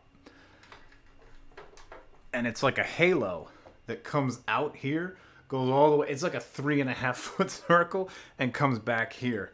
So it's like, that would be awesome, but it's a lot of, it's P-Bandai and they haven't made it in a while. And it's like aftermarket going for like $90. And I'm like, I'm not paying $90 for a halo. If I see it on P-Bandai and I can pick it up for like 25 bucks, I'll probably do it. But that would be awesome. But like, it would just, I don't, honestly, if the halo and the stern boosters were on, it would hit my ceiling. There'd just be no reason to get that going. So I kind of sort of like this compact low version. However, I'm going to completely build it up, get them on there, put it on the acrylic thing, take some pictures, probably remove the boosters, get it like this, and then pop it up there as a centerpiece. So I think that's my ultimate plan. But for now, I think we made some good progress. I think there's no reason that we have to wait. The side skirts just go on like here and here.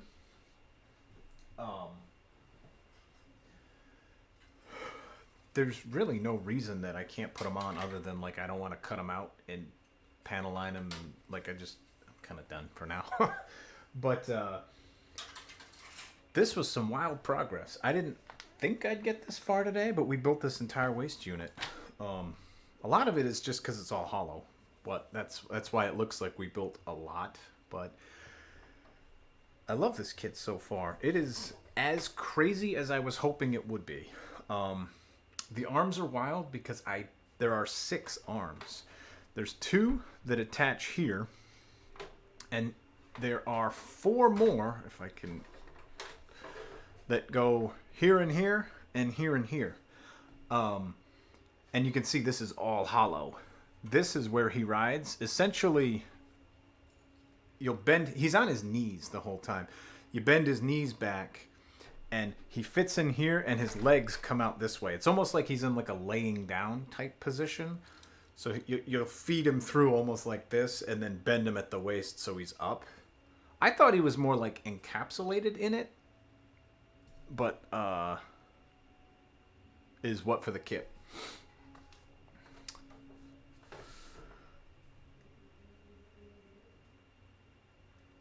Oh, I see. So I don't know. I remember watching unicorn and seeing him in narrative, I thought he was more of in like a standing position.